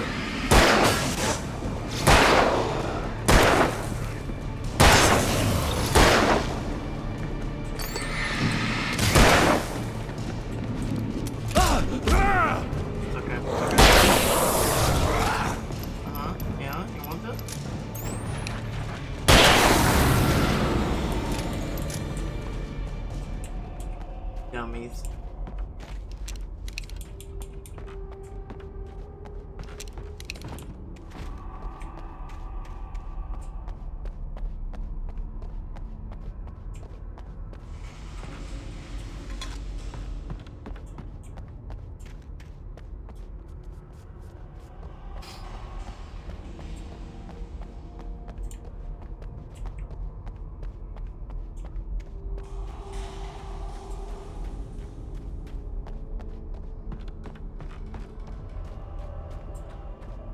Chapter 3, I believe.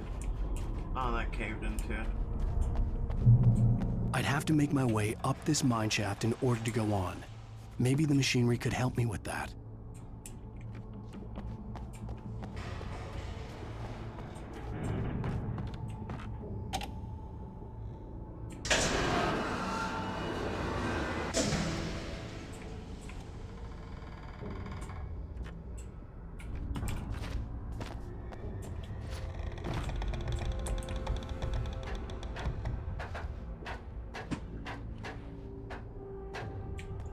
Like, my god, a game that actually goes, you know what?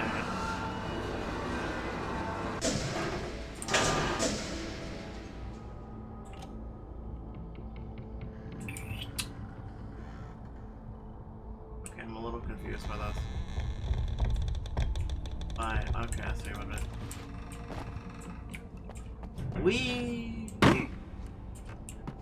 Okay, first, let's go here.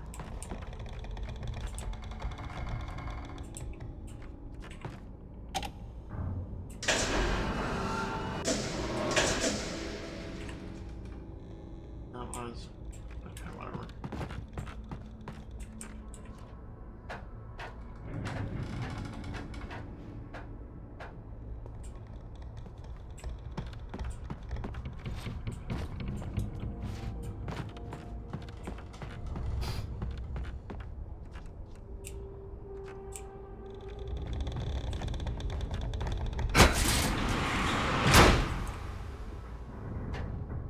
Wait, what? Oh.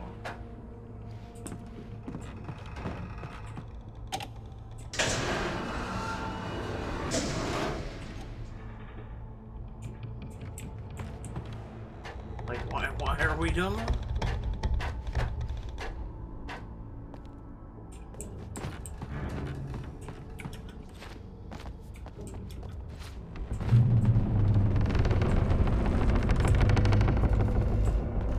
Nope.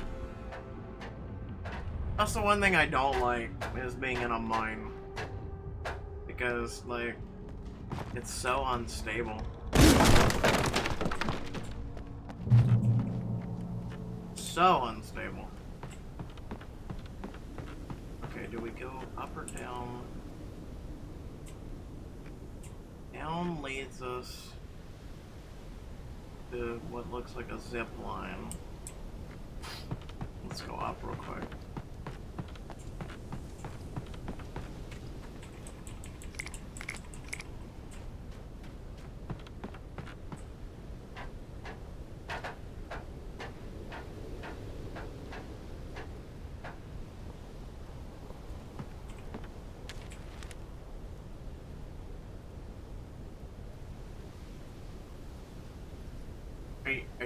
Are we seriously gonna climb this entire mountain? Like...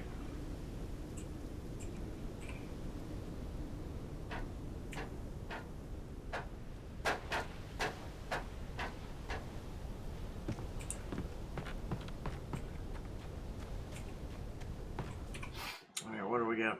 Lightning flashed behind the windows of Cauldron Lake Lodge. Tor Anderson laughed and held the steel hammer above his head.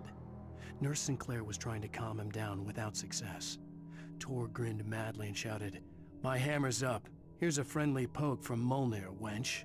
He brought the hammer down with all his might on Sinclair's head. "We're on a comeback tour, baby." Okay.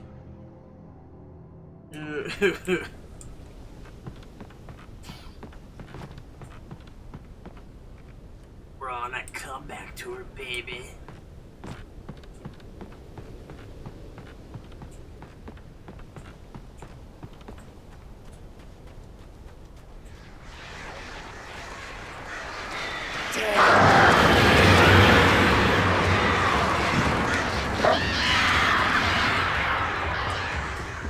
Sorry, do the birds speak now?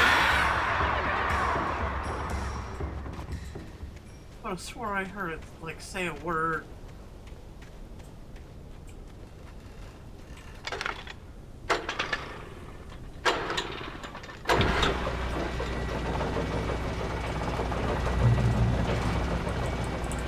Oh, great. Another cable car. Just great. Huh.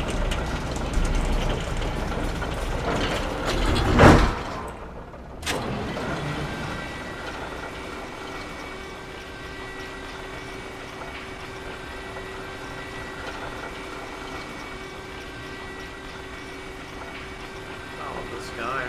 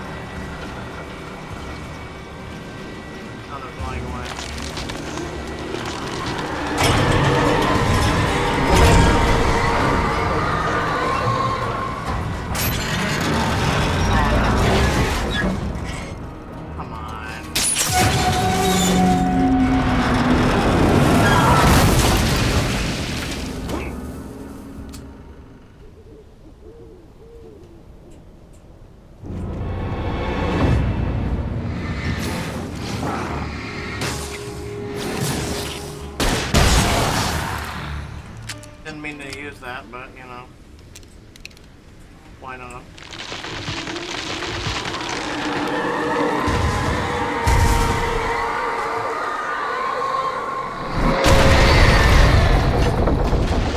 Nope. Shit. Yeah, it's getting pissed off. It's on trains now.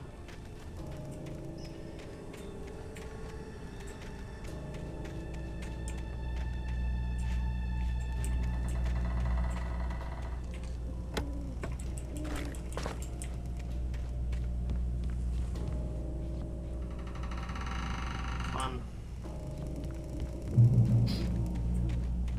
Oh wait, I have 42. Okay.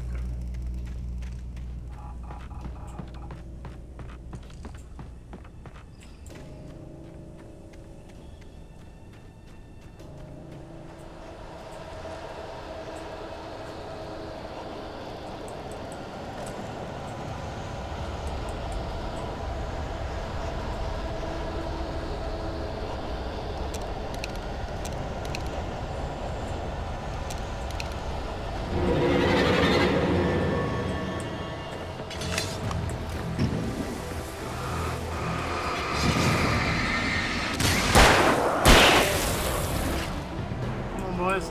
Come on.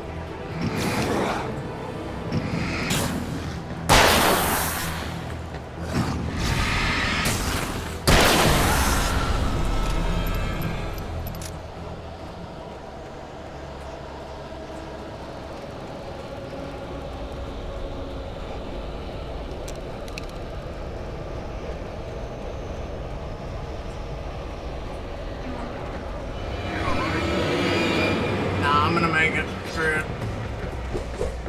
Victory's mine. Bitch.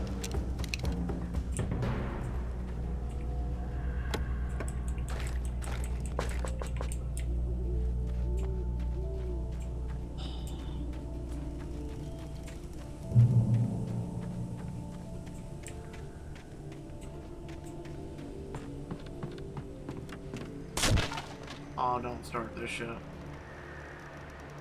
Don't even. Oh, look, a road.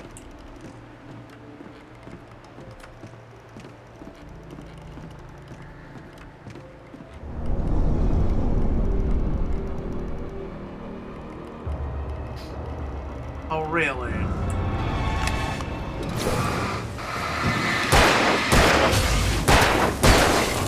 Rip.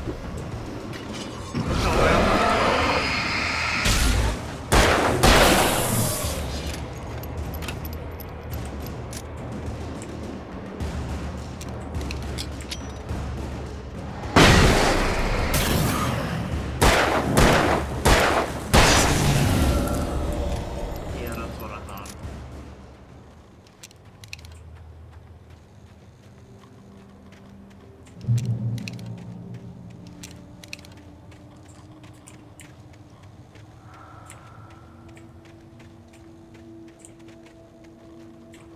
Wait, do I go up there?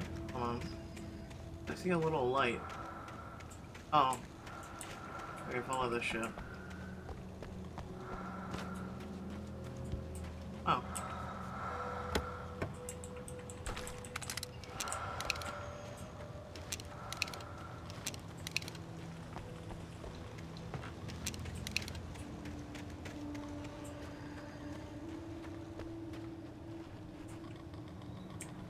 Is that a manuscript, though? I don't know if I can make it up there. Nah.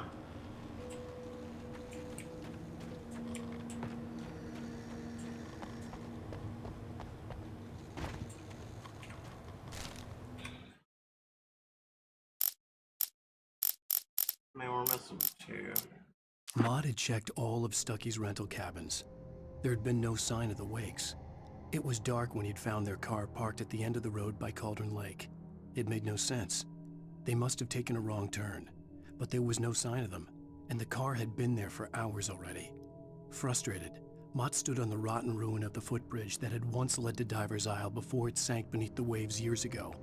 The boss wouldn't be happy.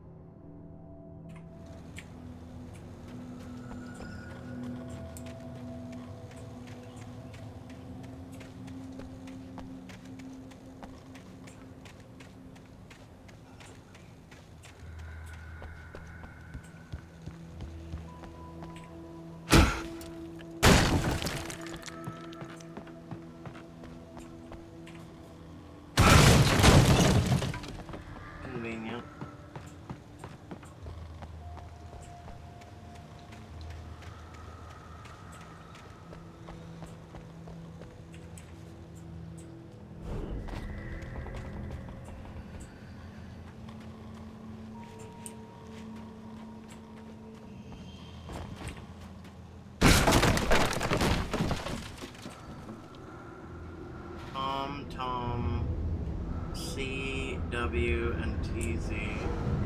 You talk to me on TV. Tom. I miss Tom. Did you write this? Tom. I curse you, Thomas Zane. Dum. I miss you, Tom.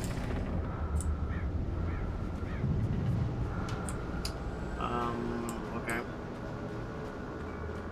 Well, I'm not Tom, so...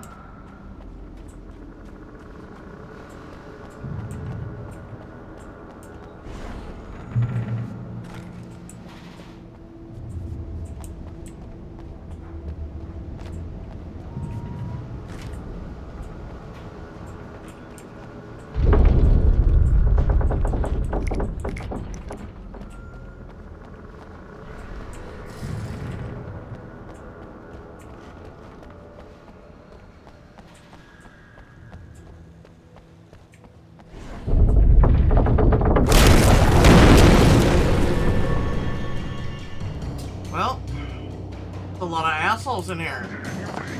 Whoa, what's going on?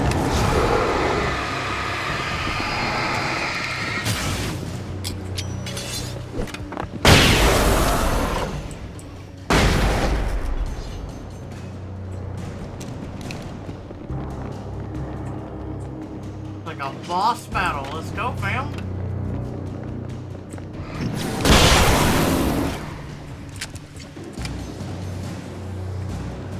Come on, Megan. We got all day for this shit. Let's go.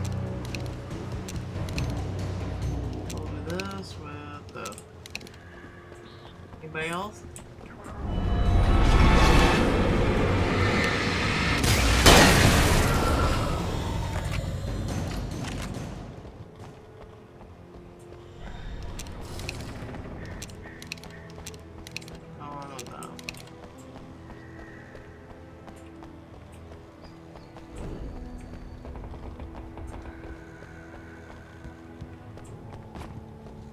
Wee!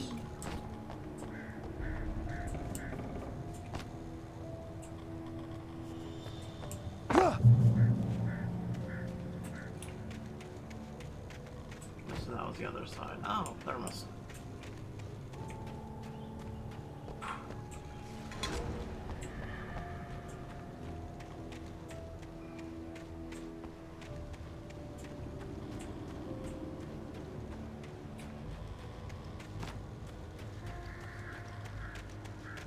I could see Cauldron Lake. I thought I could make out the spot where the island and the cabin had been. There was a light near it. It had to be a boat.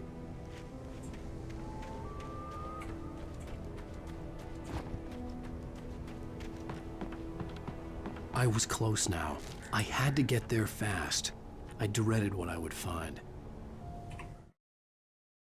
Okay, Wake wakes up in the I tried to hold on to Alice, but her form melted away. I was losing control. Dr. Hartman stood in her place. I wanted to hit him, but my arms were jelly. He smiled. It was a reassuring smile, and I hated him for it. I had to give you a sedative. Don't fight it. You went through another rough period. Right now, it's very important that you stay calm. We don't want you to have another episode. You're a patient at my clinic. Have been for a while now.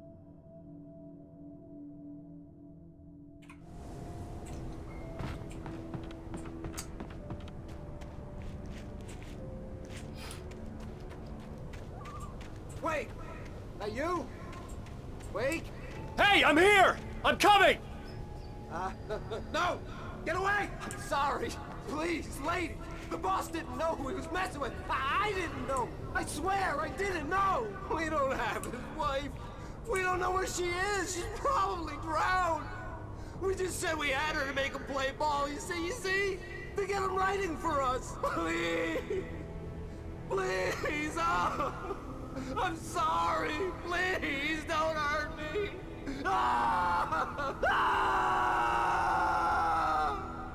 Karma.